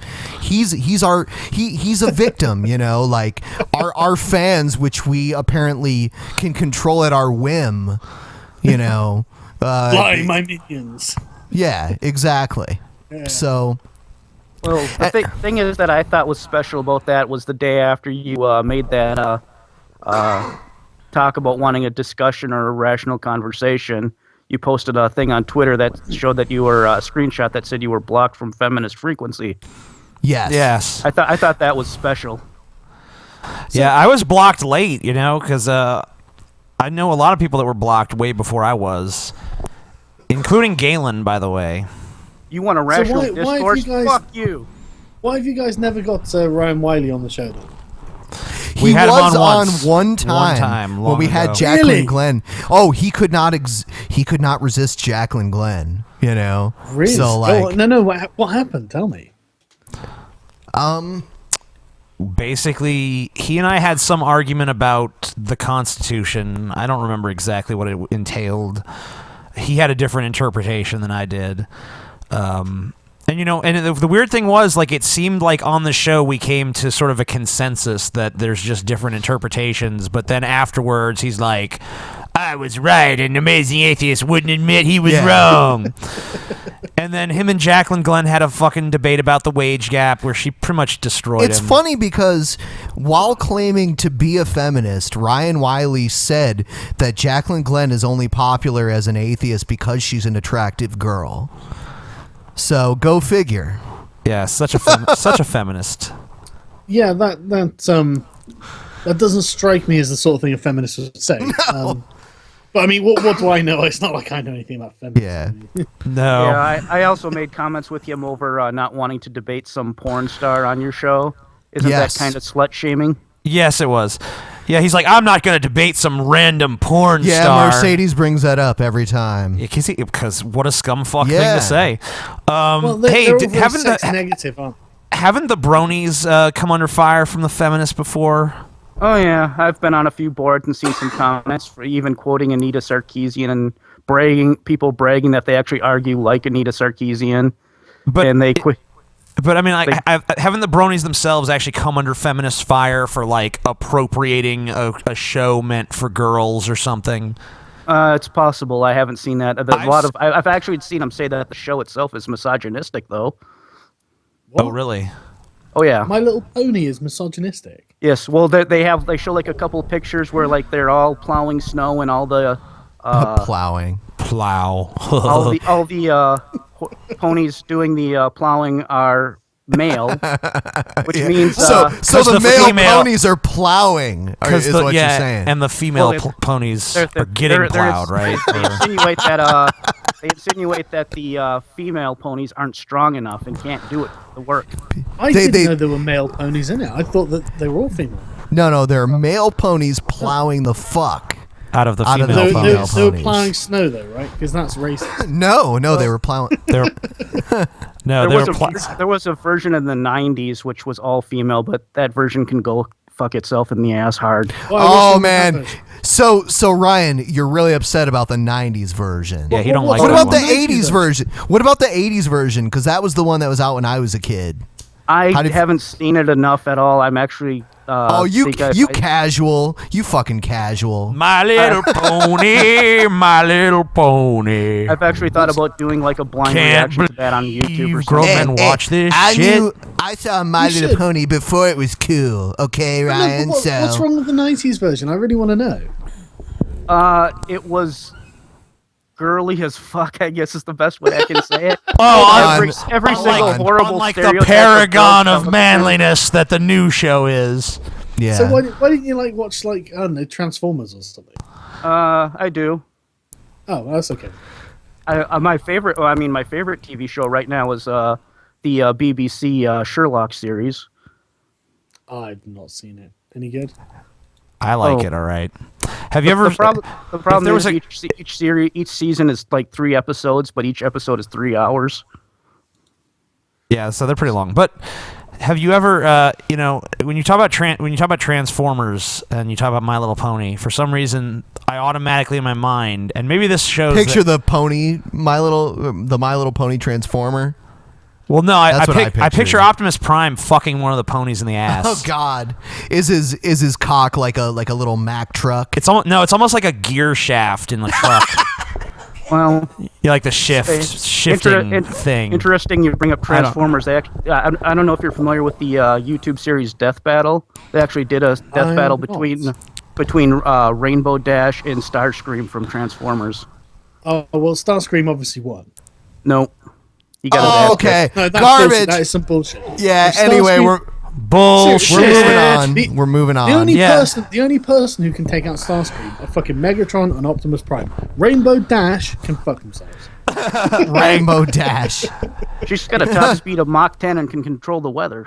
You've been owned. You've been owned, Sargon. Sorry. Man, that is disappointing. It's got Mach speed and control the weather. Excuse me. She can control the weather, guys. That's totally legitimate, though. I mean, Starscream flies, and so she's controlling the weather. She's going to fuck him up. That sucks, man. So Ryan bad matchup. Ryan, is there a pony that could handle Megatron? If you had to put a pony versus Megatron, is there one that you're convinced could take on Megatron? Under the right circumstances, Twilight might be able to. What's Twilight's special power? She's just can pretty much do repeat any magic she sees. Yeah, but Megatron isn't magic. Yeah, but I mean, Twilight in the season 4 finale, spoilers, she actually ends up fighting basically a giant soul-sucking demon who escaped from hell. Oh fuck! Can't argue with that. Yeah. What can you say? So they call it Tartarus to get around the copy, the PG. What's that? Shit. They have to call it Tartarus to keep it PG. This is sounding like the 90s Dungeons and Dragons cartoon. Or probably 80s, actually. Dungeons and Dragons. The 80s Dungeons and Dragons cartoon. Vengar and all that. I just want to see Goku massacre all the ponies. That'd be fucking sick. Did you see the Goku versus Superman thing that they put out? Thing? Well, it was I can't remember what YouTube channel it was on. That was Death Battle, too. Yeah, it was a death battle. It was Goku versus Superman. Superman won. But Superman's like John Cena, he's dun, dun, dun, dun. He's bland as fuck. I'm always Superman. Wins. Yeah. He doesn't always win. He got killed by Doomsday. I've got to play devil's advocate here, right? Because one of my mates, he absolutely adores Superman, and I gave that exact argument. Like, Superman, he can't be fucking defeated unless you've got kryptonite. He's, what's the fucking point? But then he was like, yeah, but that's the beauty of Lex Luthor. He brings him into moral quandaries instead of trying to overpower him or anything like that. And that was a good argument, and I was like, okay, fair enough. But he's still a faggot. So. When I was a kid, I hated Superman. Same. But as I got older, I appreciated the nostalgia of the character. That's the problem, though. I think a lot of people just appreciate the nostalgia of Superman. What a classic hero, but he's not really that interesting in and of itself. That's why Captain Marvel is my favorite DC character, because he took the Superman premise and made it more interesting, in my opinion. He came out around the same time as Superman. You know, he's like a little kid that basically turns into Superman. I think what they should do with the Superman comics, and I'm being totally serious here, is Superman should get way too into sex with Lois and accidentally like rip her apart as he's fucking her, and then he has to deal with like. I've heard that. I've heard someone say that about hold on. But he has to deal with like the emotional ramifications for like 24 issues at least. I've heard someone say that about the Incredible Hulk and Betty Banner before. Which is Incredible Hulk. Yeah, the Incredible Hulk. And his dick is not that big because you notice there's not a big bulge in his shorts there. You heard it here first, folks. His pants are the only part of his body that doesn't rip off. Yeah, and it's right around, and you don't see any big green. You see a big green dick bulge, and you don't. Okay, so now I feel the need to take the show back in the direction that we. So normally. I feel like the Incredible Hulk probably has a really small. Anyway, dick. I'm gonna play the I next feel like video. He probably is a sex offender though. I'm gonna play. You know what? Sargon. Then again, he could just finger a girl. Sargon, I'm gonna play this video for you. This is a guy that we normally play on the show. Hang on. How much longer is this going on for? Because I need to take a piss and get another beer. So you know what? I'll tell you what. We're gonna take a break. Thanks for being on the show, Ryan. We're gonna let you go. Okay. We really appreciate you being on. We're gonna Thanks go ahead for and answering take my questions. Yeah. We really appreciate you being on, and we're definitely gonna have you on again here in the near future. I hated him. All right. Good riddance to that piece whatever. of shit. He seemed like a nice guy. Yeah. No, he's garbage. TJ's an asshole.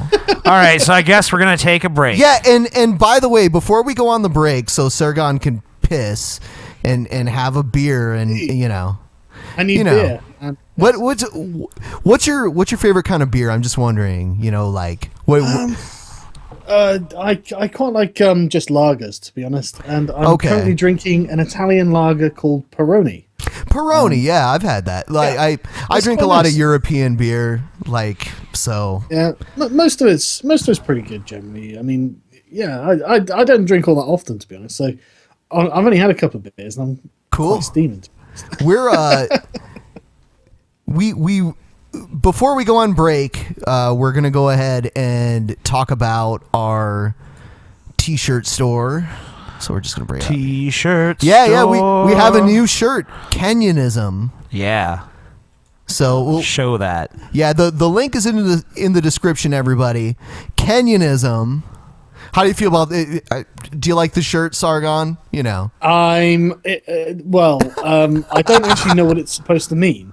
Okay. That looks like Barack Obama, and I am aware that his father was Kenyan. Well, here's the thing.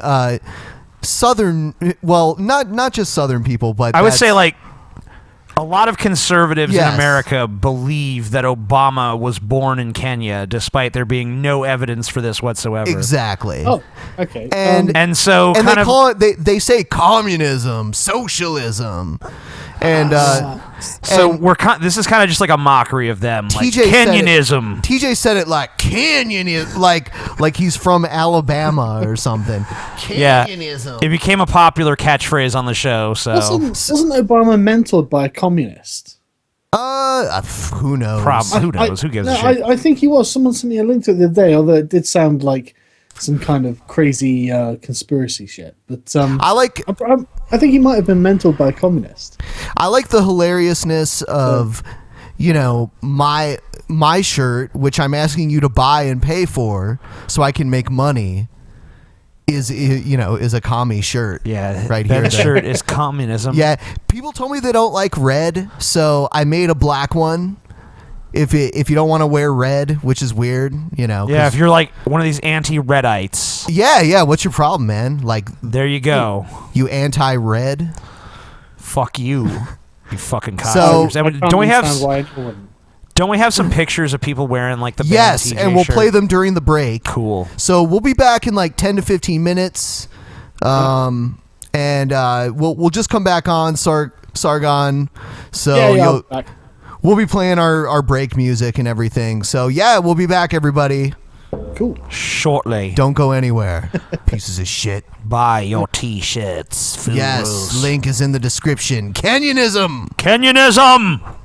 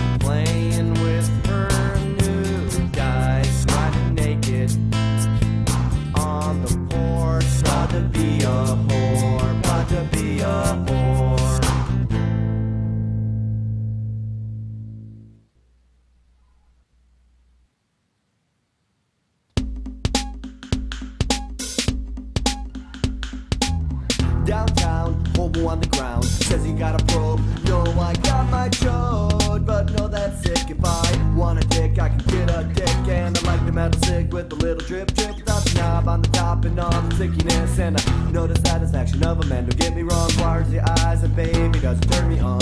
Like when a man tries to beat me, take off my hobo clothes, and then he tries to feed me. Cracking them out, put in the mouth, suck those out, make scream out. Then I'll be the hobo unit friends. Talk about standing in the street, getting bent over a vent. Looking forward to the probing experience. Get the lube, dude, use it for the back in action. Stick it in and watch the hobo's ass contraction. Hobo, hobo, hobo, hobo, hobo. Anal, anal, anal, anal, anal, probing, probing, probing, probing, probing, probing. Hobo, anal, probing. Chillin' at home, watching the tube, sorting a boner for the killing of the hobos in the vicinity of the phone. Feeling good, looking out the window, looking down the alley for a dirty old hobo. Yeah, I like the anal probe and shoving like the dirty dozen. Says the ladies in the dress, babies, mama said it's cause make me feel like a hobo. Tie me down for anal probe and tossing over with blood running out my ass. Think it's funny, take a look, you fucking bust you in the nuts like you're my lover. Fucking dirty hobo dick, it's also like the suck drip. Things twice about your trip, the hobo probe with confidence, building up the mean or something, lonely boy, just fucking hobo, hobo, hobo, hobo, hobo, anal, anal, anal, anal, anal, probing, probing, probing, probing, probing, hobo, anal, probing. Fuck that, I ain't no tool, bitch.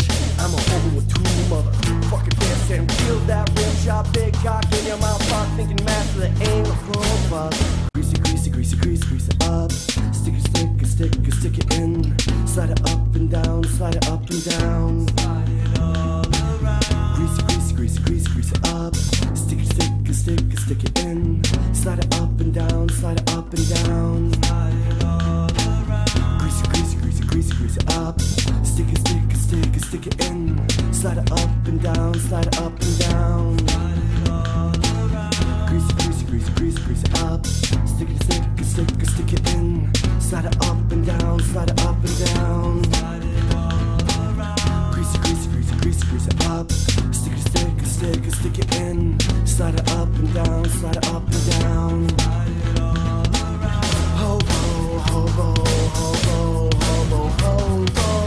Anal, anal, anal, anal, anal. Probing, probing, probing, probing, probing, probing. Hobo, anal, probing.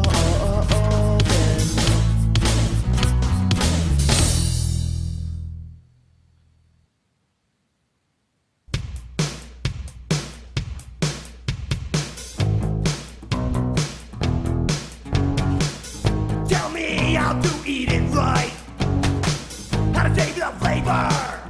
All night with my peaches and cream on my body, I dream of you, girl.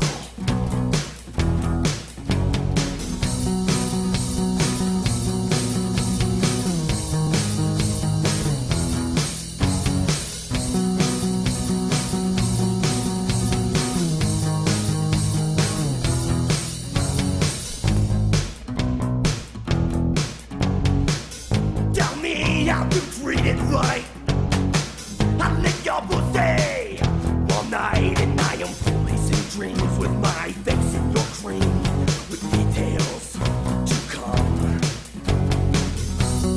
I believe, and I believe, with your pussy, in your pussy, and I believe, and I believe, your pussy clean. I believe clean. Tell me that you'll be my girl. Tell me that you'll be my world. Tell me that you'll be that slut in my dreams that I want you to be. Tell me that you'll suck my dick. Tell me that you'll lick, lick, lick. Tell me that you'll rock my cock like a whore and never stop. Never stop. Never stop.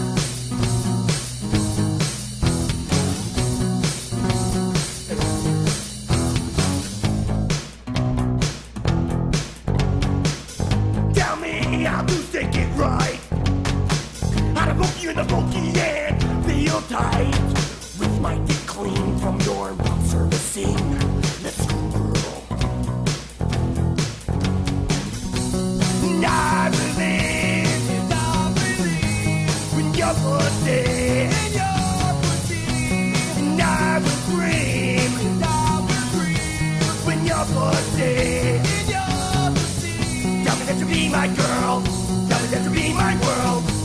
She'll be that slut in my dreams that I wanted to be. Tell me that she'll suck my dick. Tell me that she'll make quick quick. Tell me that she'll rock my cock like a whore and never stop. Never stop. Never stop.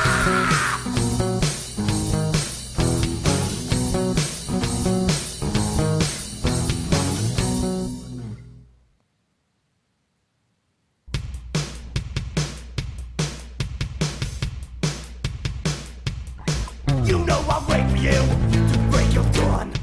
You know I'll wait by your window till the moon is undone. You know I'll wait by your back door down and scream and to come outside and see me while kids are making playing in the sun.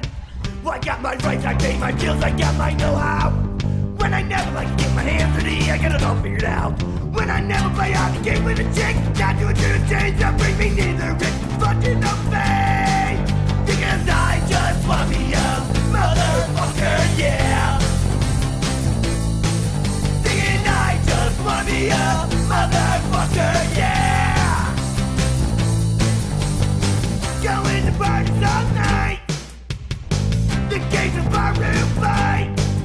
Saying I just want me a motherfucker, yeah. Saying I just want me a motherfucker, yeah.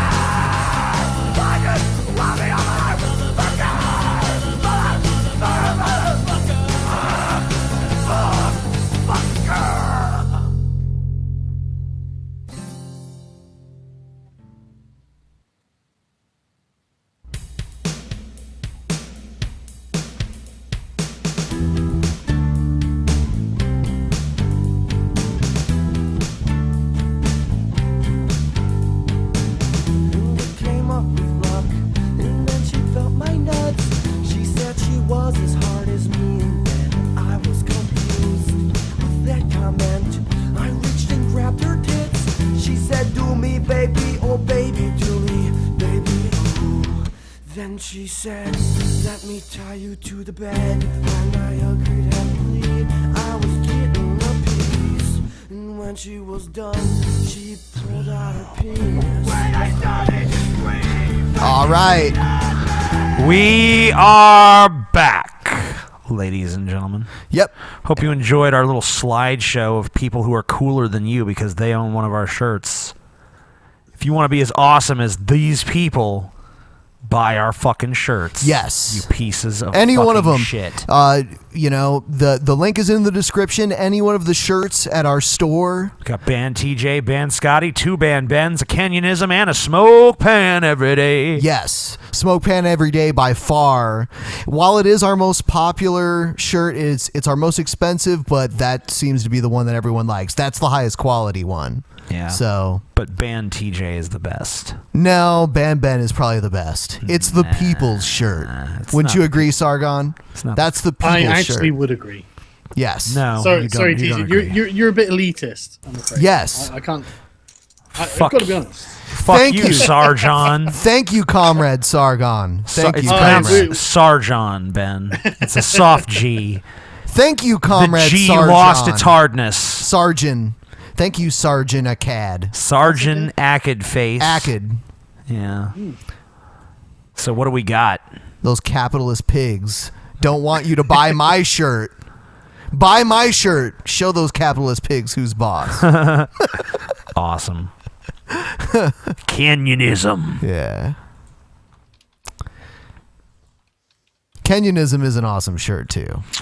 I just want to be All a right. canyonist. So we'll move on. Let's play this next video. A rookie cop refused to shoot a double murder suspect who was charging at him, screaming, "Shoot me, shoot me." The dramatic scene was caught on that officer's body cam.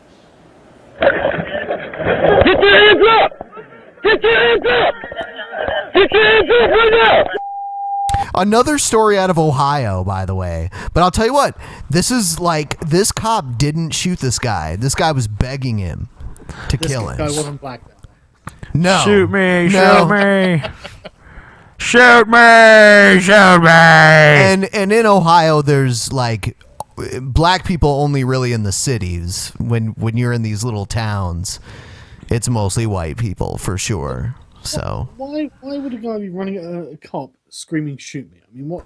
Obviously, he Mentally fucking ill, wants I to would be say. shot, you know? Well, yeah, what was I thinking? Trying to commit suicide by cop, you know? he doesn't have the guts to kill himself. He wants someone So it's else like, to do it. Shoot me, cop. Shoot me, cop. I mean, like, you know, we are very critical of cops here, but I would say that forcing someone else to kill you is pretty fucked up. Yeah, I would say so. Yeah. I mean, that's... Yeah, I agree. Stop right there! I don't want to shoot you, man! I don't want to shoot you! Don't step it up! Don't do it, man! Shoot you! Shoot you! No, you won't! Get back! Get back!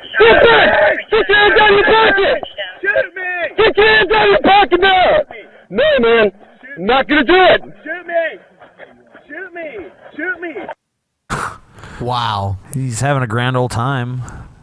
You're right, though. He is white. You're right. I mean, like...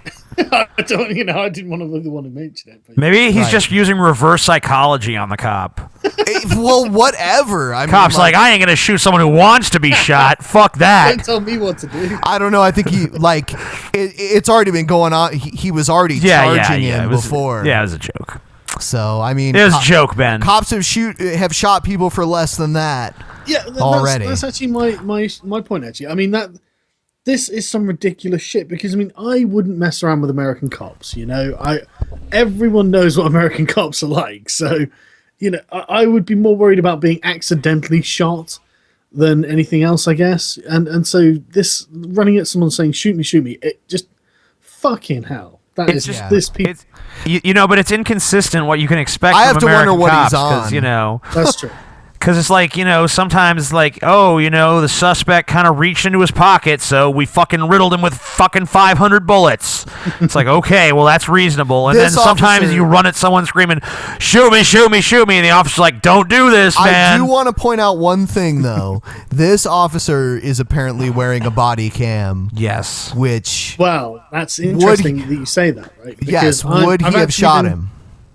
I've actually been putting together a big series of videos, and the first one is about the American police state. And one of the interesting piece of information is that a study has been done, and police who have body cameras receive 88% less complaints about their behavior than police who don't wear body cameras. And, you know, unsurprisingly, unsurprisingly, you know. The funny thing too is that actually a lot of times the body cams help to exonerate police when people say, you know, I was abused by the police, and then they show them the video and people can see for themselves what actually happened and say, you know what, the police actually didn't do anything wrong. Right, and this video is actually a testament to a police officer showing restraint.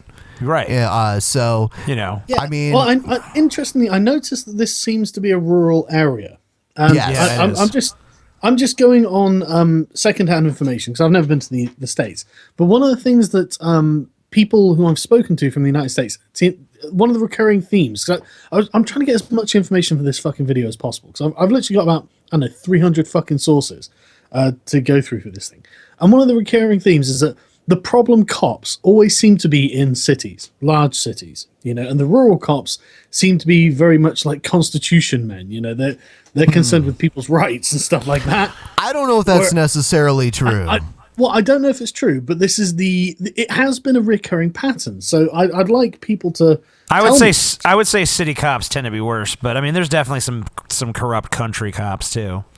Yeah, I wouldn't rule it out, but I meant in trends, you know. I would. I mean, I don't know. I would say that maybe there is something there, but you know, without doing some kind of like deep statistical analysis. Definitely, city cops are more militarized, and that's the issue that I was going to make. Sorry. And used to dealing with more hostile situations on a regular basis. True. For sure. But if you want to get pulled over, you know, in the middle of nowhere, I mean, it's less likely to happen when you're a white person, you know. Oh, yeah, of course. So, in these rural areas. Wow, that was long, but this is in New Richmond, Ohio, and the officer's name is Jesse Kidder, who'd only been on the force for a year. His family bought him that body camera after the Michael Brown shooting in Ferguson, Missouri. Now, Kidder said he just... So, it's not a mandatory camera. It just is one he happened to be wearing. Wow. Which is, you know, good on him. Wow, yeah, I mean, I have to commend him. Yeah, it does show a lot about his character, doesn't it? Yes. I mean, you know, that's kind of like the thing is people say, you know, well, I don't believe in the few bad apples argument. I think there's serious systemic problems, but I mean, obviously there are some cops who are pretty damn good at their He can job. run pretty fast backwards too. Yeah, you know. I mean, you know, this I mean, this is a situation where I think even if he had used more force, probably no one would have really faulted him when there's some guy charging at you, reaching into his pockets, acting erratic. You know, I don't even think you know, we would have major issues with that guy being shot, because it's kind of understandable when you're in that situation. So for this cop to actually use that level of restraint and not resort to that, you know, obviously you got to give him props, and I would. Yeah, I think this guy is handling it surprisingly well. I mean, to be honest with you, if that were me, I'd probably be trying to shoot his leg or something. Yeah, at least, you know. Running at me, man. Jesus, you know, fucking leave me alone. Yep. kept looking for a gun, and even though the guy was yelling, he got pretty close. He said he did not want to shoot unless he saw a gun or was attacked, and he never saw a gun. Backup arrived, and the guy did give up. He was arrested. The police chief says that Kidder showed great restraint and maturity. Kidder, by the way, is a former Marine and a Purple Heart recipient. So he's been injured in battle. So he knows what it's like to be shot. Yeah, maybe. That's the point. Yeah, it could have been anything. It could have been like something fell on him, even. But yeah, probably shrapnel, something like that. But I mean, I got to give it up to him. The problem is like this guy, very well adjusted individual, but we have former people from the wars in the last 10 years coming back with PTSD becoming police officers. So they're a lot more quick to react violently to violence. There's definitely a lot of cops that would have, shot that guy. Yes. Yeah. Very early on in that video, no questions asked, and ate a sandwich a minute later and not giving a shit. I think the problem cops that you guys have are not the ones who have been in the military. They're the ones who didn't qualify for the military. Right. It's true. You've got a certain breed of cop over there who are, I'm just trying to phrase it correctly. The lowest common denominator would probably be the best phrase. Or that is a good way of describing them. The high school bully class that Yes. Yeah. No, or not even the bully. They wish they were the bully. They got bullied. More than likely. Now, exactly. They got bullied. Now they've got the power, and they throw it around, and they end up shooting people. And the problem with this is that there are very few repercussions. I mean, how many of your cops ever get prosecuted?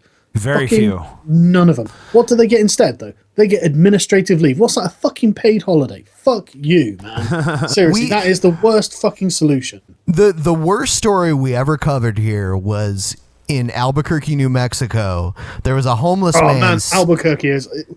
Sorry, just I used to because live I've been there. researching I this live so there. much. They've got the highest cop kill rate of civilians in the US. Because more than New York City, which has 8 million people. Albuquerque has like 800,000 people. So we're not even talking per capita. We're talking overall. Yes, I know. I've been researching it. That's the thing, and it's just like, holy shit, Albuquerque is fucking. Sorry, go on. I didn't. Well, yeah. Well, there was a homeless man sleeping in the desert, and 5 cops with machine guns. Yeah.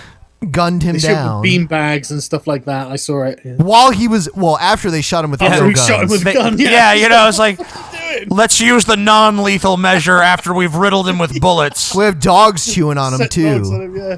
And It's like if it's like if you cut his head off and then slap his wrist with a fucking ruler. I mean, it makes no sense. They probably handcuffed him and like drug his carcass like back to the patrol car. I mean, What was their reason though? Their reason was like camping illegally or something. Yes. And it's It just was. like, look, I mean, I lived there for 7 years, and there's a lot of homeless people. And yeah, sure. I mean, there's going to be vagrant, like mentally ill people that could be dangerous. But when you've got 5 men surrounding him, you've got machine guns on him, you've got attack dogs.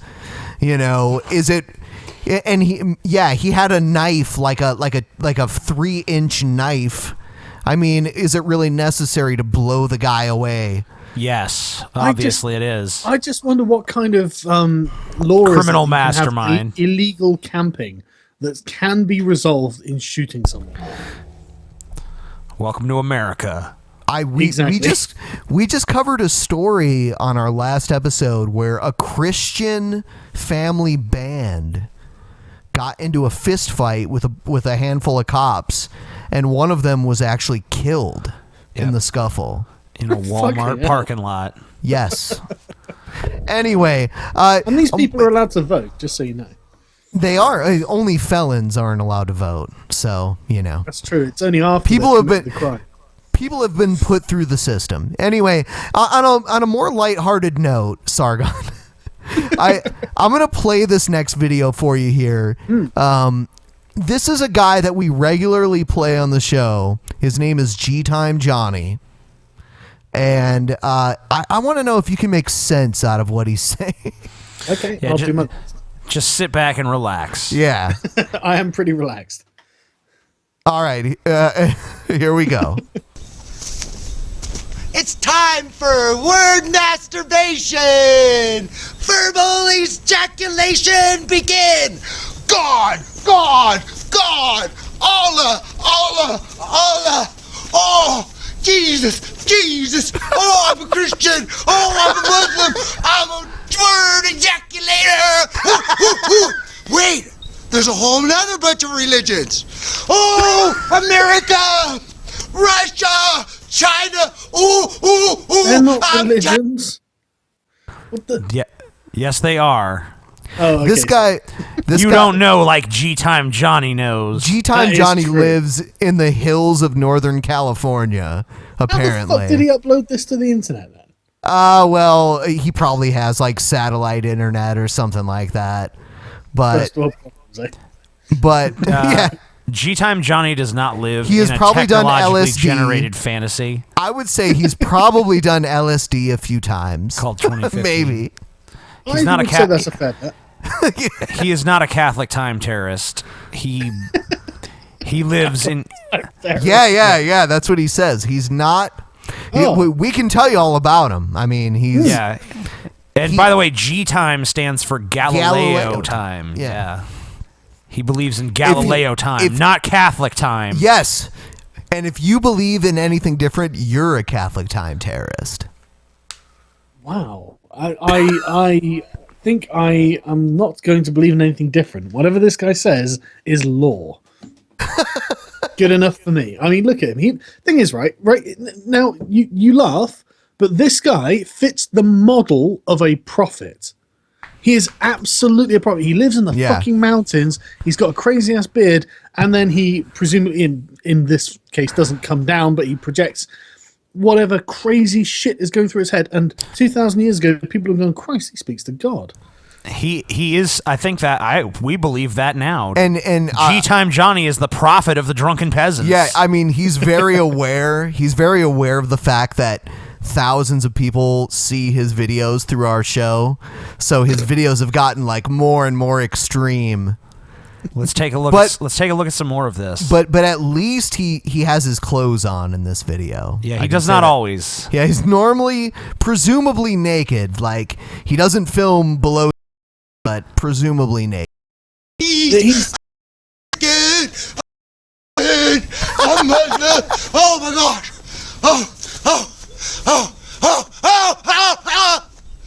Oh, verbal ejaculation. Oh, word masturbation. Oh, I love. So G-Time Johnny's giving himself a lot of credit here. I mean, like his hands are going like all the way up to his head. I mean, that's how big. That's how big it is, Ben. No, and his hands are like at least like a foot apart from one another. Well, that's how big it is, Ben. Jesus. I kind of feel sorry for his homeless girlfriend. Don't worry, she's a horse. Love you, friends. That's true. See, I would like to believe that this guy is a genuine, honest-to-goodness, God-touched prophet, but the fact that he doesn't film below his waist when he's naked and all that sort of stuff, he's an attention seeker. I'm sorry, Johnny. I don't believe that you speak to God. When he explains his philosophy, he uses a whiteboard and a marker. Come on, are you impressed? He's full of shit. I can't believe I don't think he actually speaks to God at all. This is not true. What about Galileo? Johnny. Do you think he speaks to Galileo? Well, of course he speaks to Galileo. We're gonna move on to our reoccurring troll or not a troll segment, and then we're gonna do Q&A, and then we'll be all set. So really quick here. So everyone, you in the comments, Sargon, TJ, let me know when you think this is a troll or not a troll. Gotcha. So I was watching comments on my Tumblr recently, and I saw a few people criticizing, Anita Sarkeesian, and they were like, white guys don't use Tumblr. White guys get hounded off Tumblr. TJ uses. I've got a Tumblr. TJ uses Tumblr, but I like the abuse though. So exactly, that's my point. That's it. He's like, oh, Anita Sarkeesian, nah, fuck you. Nah, don't buy it. We're gonna play a little more for people that are more skeptical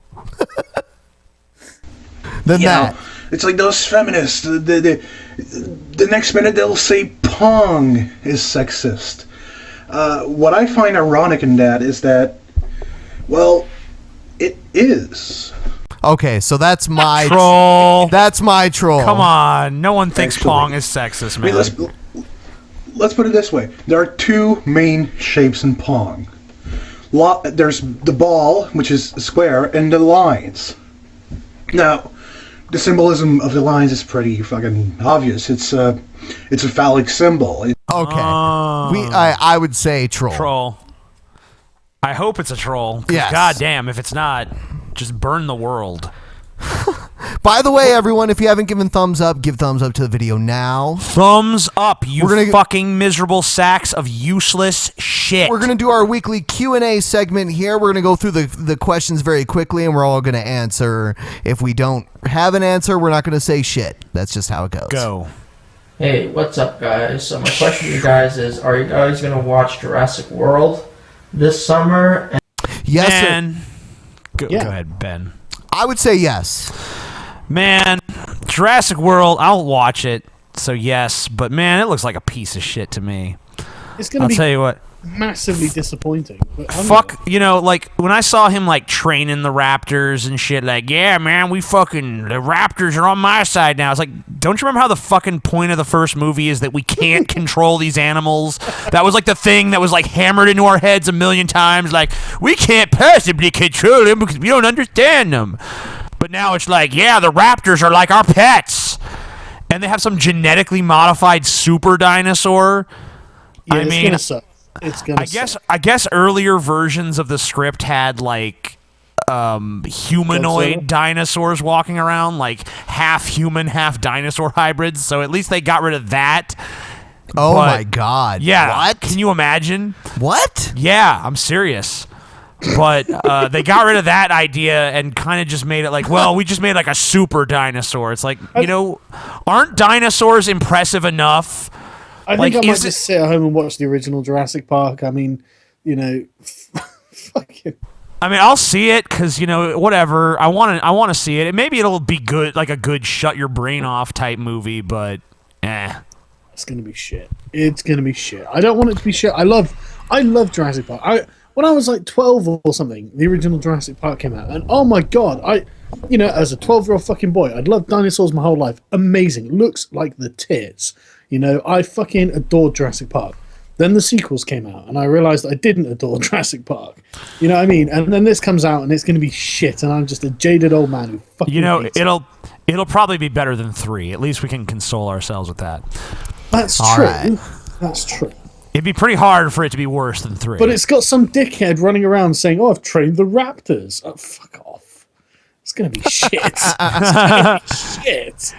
It breaks my heart to say that. I feel like it's going to cross over into maybe some of that so bad it's good territory. By the way, Sargon, before we end the show, just want to know, did you want to stick around for the post show also? Yeah, man, yeah. I've got another beer left. I've got 2 more beers, and I'm halfway through the first one. We know it's late there, so we're not quite ready to end yet anyway. Yeah, we got to get through this line of questions here. So got a few next question.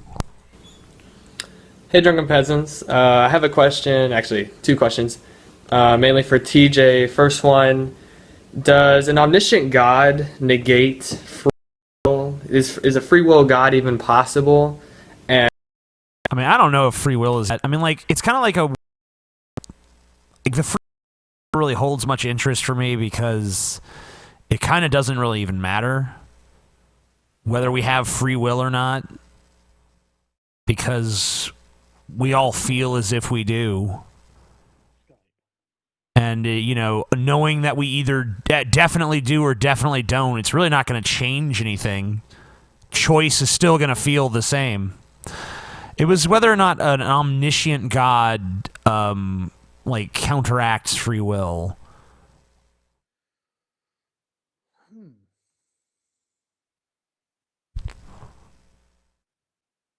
Well, the thing is, this is actually like the argument for God, isn't it? Because everything is a case of cause and effect. Even even things that appear random to us. So ultimately, God knows exactly how every atom, every molecule in the universe is going to interact with every other molecule all the time until the end of time. Right. So that even if it hasn't happened yet, it doesn't have to be. It's not fate or anything. It's just He knows everything, where everything is, and so anything that's going to interact with anything else, He knows how the reaction is going to operate, and eventually He'll basically see how everything goes. So it's not that it contradicts free will. You as a human being have free will, but God already knows how the synapses in your brain are going to fire based on whatever fucking conditions there are that led up to that moment where you make a decision. So, yes, humans probably do have free will, but God knows what you're going to do because God knows exactly how everything's going to go. I just don't know if it really kind of depends on whether or not every cause and effect can be exactly identified. Like, we know that this is always going to do this when it's exposed to this or something. Yeah, but I think, if there's any variance or there's any chance where, like, does it go left, does it go right, it could go either way. So there's no way to causally predict this is what it's going to do at this time or this moment. I think you're looking at it from a human standpoint, though. You're thinking, if we can't do something, then it must be impossible. Well, that's true for a human, but I don't think that would be true for an omniscient God. Right. I think you'd be able to predict everything. I don't know if he'd be able. I don't know if he'd be able to predict everything because I don't know that everything is predictable. But maybe it is. But I just don't know. I don't know one way or the other if it's predictable or if it's not predictable. And the answer to that question kind of like determines whether or not free will is a thing or not as well, regardless of whether there's a God in the picture at all. But Yeah. I think that we can have the enough the appearance of free will so that to human beings it effectively is. Yeah, But, I think- agree. Whether or not there really is free will, to our perception there is, and there always will be. So it's kind of like exactly. That's we'll why never that- perceive that there's not. That's why I kind of think it's a meaningless question. What's up? This is my question for the Drunken Peasants. I run a movie channel, so this is a movie question. I was on the floor dying laughing when you were talking about Brett Keane and his he hates fake sex scenes in movies. Oh yeah. Probably the most interesting Brett Keane video unintentionally Yes. that he's made in years. Brilliant. It was a brilliant masterpiece. An unintentional masterpiece of masterpiece. shit. Yeah. Even though everything in a movie is fake, I don't really understand. But anyways, it got me thinking and curious, what is your favorite sex scene in a movie? And this does not include porn, TJ. Alright, thanks very much, guys. Keep up the great show. Favorite sex scene in a movie? I have one. Go ahead, Ben. Probably because I was like the horniest teenager, like the horniest of my life at the time as a teenager when it came out. There was a movie, it was called Wild Things, and it had Nev Campbell. I remember that. Yeah. There's this scene at the beginning of it. Also another one, The Color of Night. Yeah. That was I don't think I've ever seen that. Yeah. I honestly can't think of a sex scene that stands out to me as like, wow, that was like this great sex scene. I mean, I'm not against sex scenes in movies, but I can't really think of anyone that's left like a really deep impression on me either. I'm actually really the same on that. Generally when I'm watching a movie, if it's not a porno, I don't really want there to be sex scenes in it because I'm not watching it to see sex, And that's true now, like now more than ever with like porn and the internet. Everything. Game of Thrones is kind of pissing me off. I don't honestly mind a sex scene. I wouldn't go so far as to say I don't want to see it, but it's never gonna be the scene that like, man, that's what stuck with me. Like, if there's a reason to show the sex scene, even if it's just like, hey, look at this really attractive person naked, I can get behind. How that. about like Basic Instinct, like that kind of movie? Would you say that fits? Well, I mean, yeah, and that kind the of plot? that kind of movie kind of needs the sex scenes to be Yes. there. I mean, whatever you think Erotic of the movie. I thought it was kind of thrillers. stupid, but Yeah. I could see why. I mean, it could have been good if it'd been done a little differently, and there definitely the sex scenes made sense in there. The first sex scene where she stabs him to death, that's pretty shocking, to be fair. Yeah, I was quite young yeah. when I watched it. Actually- I remember, thinking, fucking hell, steady on. That movie was so huge when it came out because like there wasn't I feel like all the movies I want there to be sex scenes in, there never is. like Tron. Yeah, that'd have been cool. A Tron, Like My Little Pony, the movie, or Tron sex scene, Pulls I out- knew I know exactly what TJ wants. I said he's like TJ's like, yeah, that's a good idea actually. Tron, sexy, Tron laser sex. dick. Yeah, like there I- should be I'm something feeling- unique or interesting going on in the sex scene. If it's just two people fucking, it's almost like, you could have just implied that. I'd have been just as good. Yeah, I mean, I get. I'm getting kind of pissed off with Game of Thrones because there is actually too much nudity in it. I'm watching it and there are tits all over the place. I'm thinking, okay, this is great, but this isn't like Tyrion Lannister pimp slapping. How stuff. I always So- wondered like it's so interesting like Game of Thrones do they film that in Britain somewhere? I don't know. I don't know. I think some parts they do. It's so weird because all the actors are British, but it's funny like an American is the writer of that. Right. Oh, no, you But know what for that some is. reason, whenever they do fantasy, they always got to feel like, oh, well, it's got to Yeah, be yeah. English people. I don't know why that is. Anything historical as well.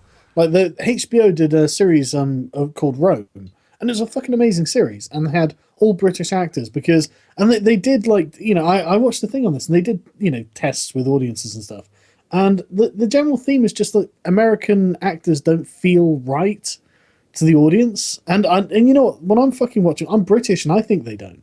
And I think British people sound historical.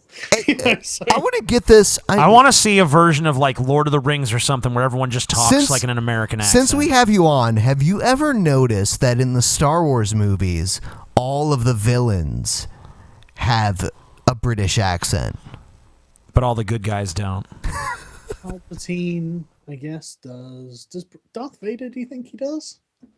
Well, sort of. A little bit. Even though we know the actor himself, James Earl Jones, is American, I think he's just well spoken, isn't he? Yeah. Yeah, but I mean, he doesn't sound like your typical American. You know, it's like, you do not understand the power of the dark side. You know, it's not just like, I know the actual. Luke, you don't understand the power of the dark side. I know Come the on, actual buddy. You know you actor don't. in the suit. The actual You don't actor get it. in the Darth Vader suit was an Englishman. Yeah. Was it? Yes. I think it was like I think it was a bodybuilder. Alex Prouse or Yeah, something yeah. like that, or Alexander Prouse. Yep. Some kind of bullshit like that. Yeah. I don't know. I hadn't really thought about it, but I suppose that they do. Yes. I mean, But or then at least again, they're not like but you know, regional American accents, are they? Alec Guinness was a good guy though. That's true. That's true. Yeah. So. But he was the Anyway. wise True. mentor, you know. If that's something British people can do, it's the wise mentor. Fucking wise mentors and their bullshit.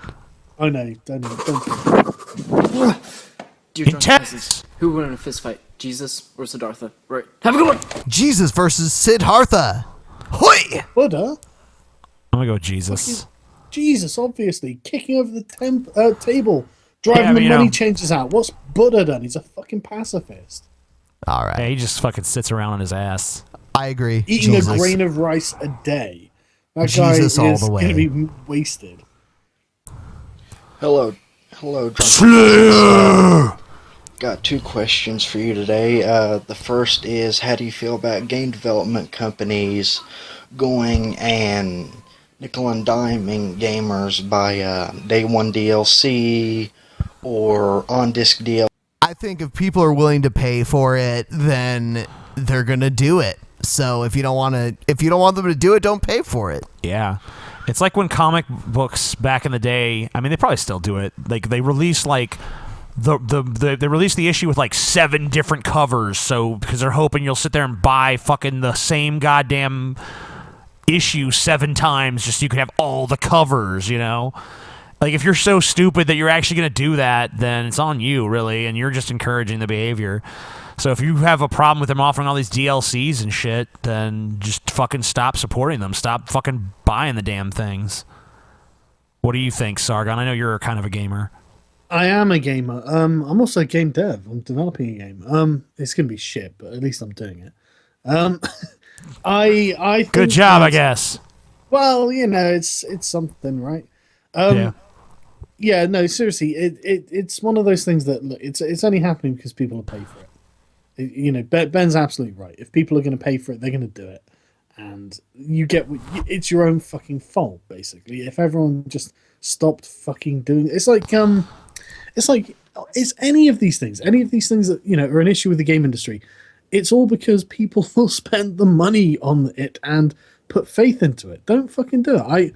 I got fucking totally burned after Rome 2 and how unbelievably shit it was, and I pre-ordered that shit, and oh man, I'm still pissed off about it, to be honest. I don't want to go into it. PTSD. So, but yeah, no, it's because people will pay for it, and people. Will Yep. Yep. It's not going to change. Hello, anytime Drunken soon. Peasant. So I just wanted to ask you whether you've always wanted to do what you're doing right now, or if in the past you had other aspirations. This could be even when you were a small child, for example. I know TJ's talked a lot. Okay, yes. Yeah, no. Never Yeah, when I was in kindergarten did I imagine a thing called the internet would exist and that I would someday be this pseudo-celebrity on the internet. No, never. That's what I wanted from day one. I'm like, you know what? Even though YouTube doesn't exist and I can't even conceive of it, I'm going to be a star on that one day. You know, I'm going to be the fucking 1700th most popular channel on all of YouTube. And that'll be my life. Yeah, I think we've all had other aspirations besides that. Yeah, You although know. I've got to say, it's nice. I think I've always wanted a public platform to me. Sure. To be able I to- would to say sort of the like, same. You know, I wanted to be on the radio, and actually I did like college radio, you know, like I wanted to be a small writer time when I was younger. public radio. Yeah, I'd like to have been a writer as well, to be honest. I might still do that at some point. Yeah, you're not gonna. I mean, I guess I kind of have because I've written a few little essay collections. But I used to do like the weather report on the radio. So sweet. Yeah. But I think Here's the weather with Ben. Yeah. I mean, things are so fucking stupid these days. This is my problem. Like, everything's fucking either it's massively Orwellian, and I can't believe everyone's okay with it, or it's so unbelievably batshit insane or stupid that I'm glad I have a voice in the public discourse. You know, I can say something and someone will listen. Thank fuck. I agree. I agree with Sargon. All right, next one. Jesus. Hey, Drunken Peasants. This is Yusuke Urameshi live from the Rangers game. And I was wondering, my question's going to be, what do you think about fans leaving games early when the result looks to be inevitable? Do you think that's a good thing, or do you think that's a bad thing? I have a question. Does that happen in the UK, like a soccer game, like when? Well, I guess soccer games are so low scoring that you don't even know the outcome that early, though. Yeah, to be fair, that doesn't seem to happen with football. We don't call it soccer because it's actually a game where people kick a ball with their foot, so we call it. Shut up! I'll tell you what, though. Just like the rest of the world. I'll tell you what, though. The term soccer came from the UK originally. Yeah, bitch. But so did the American fuck you, colonies, bitch. and that kind of. Fuck you. How that panned out. So. Fuck you. It's true though. Fuck you, man. It had to do with federation you. football and Fuck non-federation football. Anyway, let's answer the fucking motherfucker's question here. People don't leave the game early, as far as I don't give a shit if people do. People do it. It's the same with hockey. People do it with American football all the time. Ice hockey, they don't do it unless it's like a blowout. Because it can be pretty obvious in some games how it's gonna go. Yeah, they have to wind down the clock, even though statistically there's such a little chance. But even in the last Super Bowl, you saw that statistically one team had a chance and they still lost. Yeah, I mean, I think most people will stick around if there's a chance, but I mean, if it's not in a, especially baseball. He's showing baseball. I mean, who the fuck even goes to a goddamn boring ass baseball game anyway? I like baseball, but there's hundreds of games. Well, your opinion, whatever. They'll still fill a stadium if the team's good, but I mean, there's hundreds of games, so it's not like football where every game counts so much. So they can throw a game here and still do well. So I guess it depends on the sport. And, I mean, if it's the home team, people should stay to support their team. Something no one ever leaves a boxing match early, Well, that's totally different. Right. Someone's going to get knocked the fuck out normally. It's never apparent oh shit, it's obvious who's going to win now, Because even if some guy's getting his ass kicked the whole fight, he might get that lucky punch. Yes, Sargon. Yeah, someone on Twitter is asking me questions as if I wasn't making fun of feminists earlier. They're asking me, hey, I saw you on the Drunken Peasants. I was wondering if I could talk to you about what you said about gender being a social construct. Yeah, I was joking. That's what feminists believe. Selectively. If their identity is fixed as female, they see themselves as female, then living as a man would likely cause them problems. It's but they can't live as a man. They can live as a woman pretending to be a man, but they can't live as a man. Society isn't going to treat them as a man. You're not going to walk out and go, well, that is a very small, skinny man with big boobs or something. It's going to be a woman dressed as a man or a man dressed as a woman. It's going to be cross-dressing. That's all. You're never going to persuade society that you're in fact Ben smells something. What is it, Ben? Your Ben sense is tingling. Ben says to shut up, so I guess I'm not supposed to talk about whatever he smells. Peasants, I'm not getting on. I'm just saying. Why did you skip my second question last week? My next question is, when should we expect another book from TJ, and where can I buy the old ones, because I have absolutely zero. Thanks, guys. Fuck you, Scotty. I don't. Anyway. I don't make shit awkward, Ben. I just asking what you were smelling because you're fucking What? like. What you smelling? I'll tell you what. Never try to get TJ's attention like while his mic is live, because he'll be like, "Who's a piece of shit?" I mean, like, I'll be, if I was like, like, so and so's a piece of shit. I'm like telling him like quietly. He'd be like, "Who's a piece of shit?" I like this guy's eyebrows. Yeah. He's got very. Did you even thick hear his eyebrows. question? No. Let's play the next one. Oh, okay. You like him, He's though. good for his eyebrows, but his question probably By the sucked. way, guy, TJ likes your eyebrows. Call him. Call me. Let him know. Hello, Drunken Peasants. My Hello. question is somewhat related to the whole Anita This guy only Sarkeesian has photo one debacle eyebrow. and expectations of privacy. Recently on Facebook, I found a public group called You Are My Crush in the Faculty of Science, in which people of my school are posting pictures of people they like from school and asking others to give them information about them. Now, setting kinda aside that weird. I find it very immature for university students to be engaging in this kind of thing, I feel like it is an invasion of privacy, because these are photos of private individuals, unlike Anita, who is a public person, and the whole point of the page is to get personal information about people that do not necessarily want to share it. I live in Mexico City, which is a very dangerous place, and I find it incredibly dangerous for people to publicly post information about others, since there has been countless sexual harassment problems on campus, and even murders because of our legislation that doesn't allow the police to enter the university's premises. So, what do you think about it? Is this page a case of violation of privacy, and does it endanger people whose personal information is unwillingly posted? Thanks. Say the page is in bad taste. I don't really know if it's a violation of privacy or not.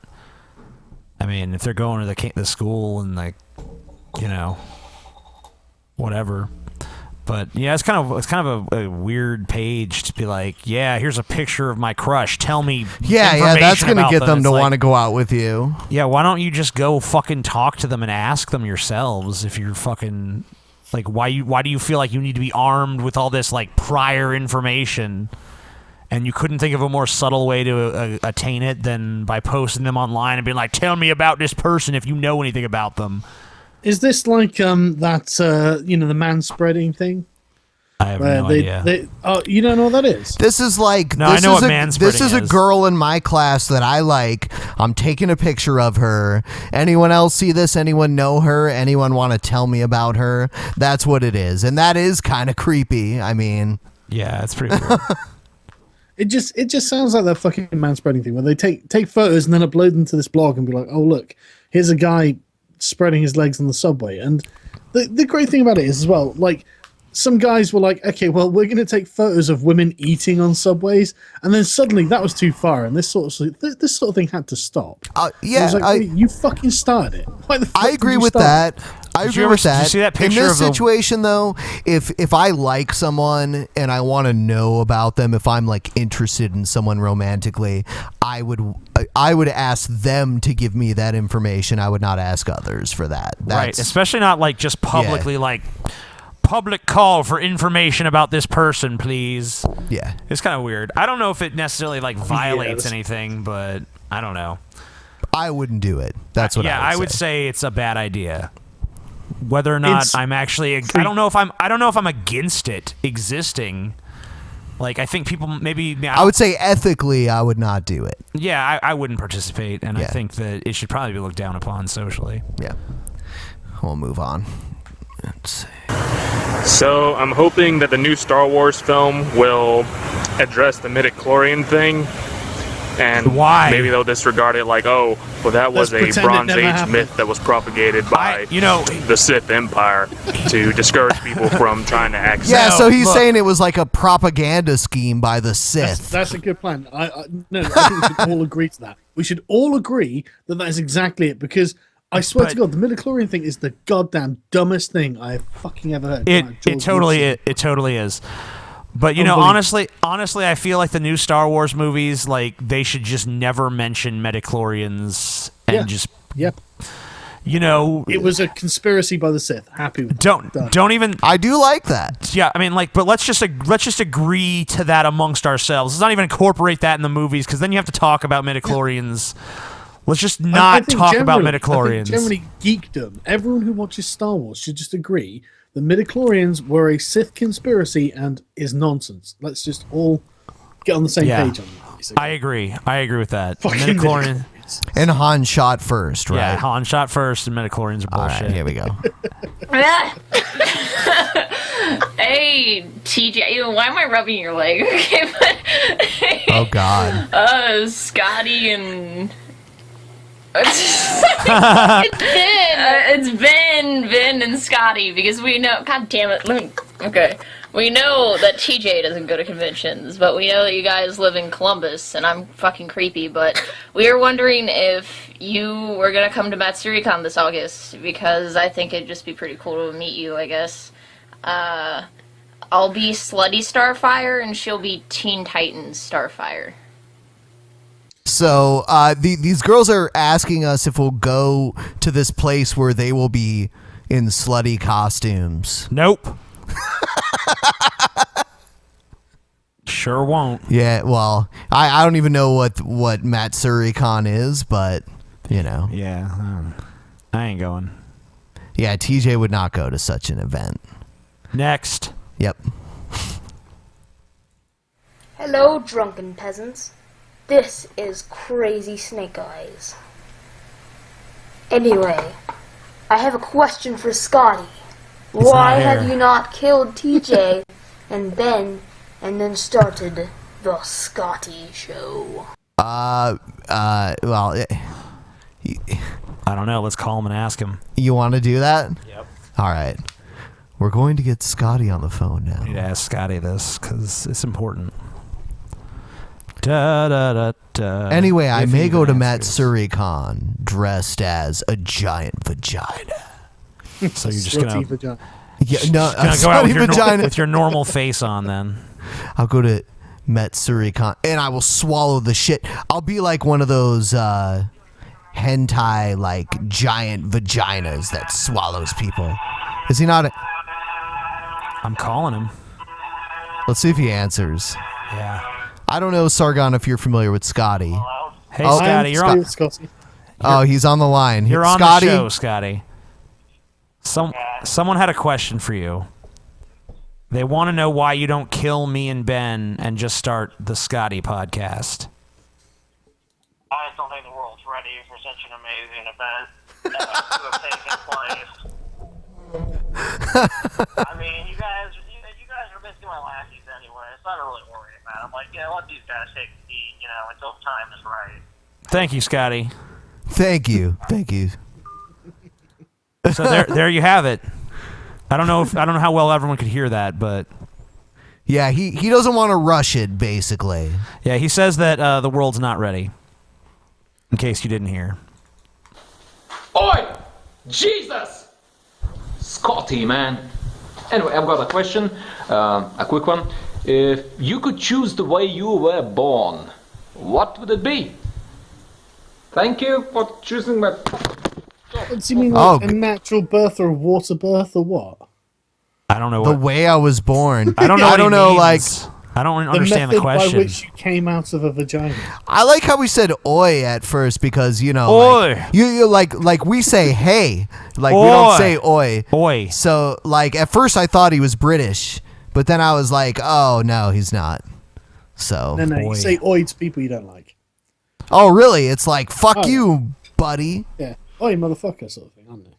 Probably not like that. Probably a bit more intimidating than that. I'm a bit drunk. Look, it's like 4:30 in the morning, and I've been drinking for the last 3 hours. So, Do you want to go to the post show, Ben? Yeah, we can do that. Sorry, TJ's like, no, it's all right. All right. Just to accommodate our guest, Ben. All right. Because we All right. care about our guest here. All right, everyone, we're going to the post show. This show is over. If you want to hear more, you can go to the post show. There was also a pre-show. Both had Sargon. So, yeah, do it. Give us a thumbs up and be sure to buy shit with our Amazon links. If you're going to buy something on Amazon, we got Amazon links down below. We also have t-shirts. We also got a Patreon. The Patreon's good. I'll explain why the Patreon's good next show. You know why it's good. Just check it out. There's lots of perks and shit. We got a lot of links down there in the Also, description our section. gaming channel Rage Feed will launch soon. So, yeah, everyone check that out too. Yep. Good night. Bye. Bye.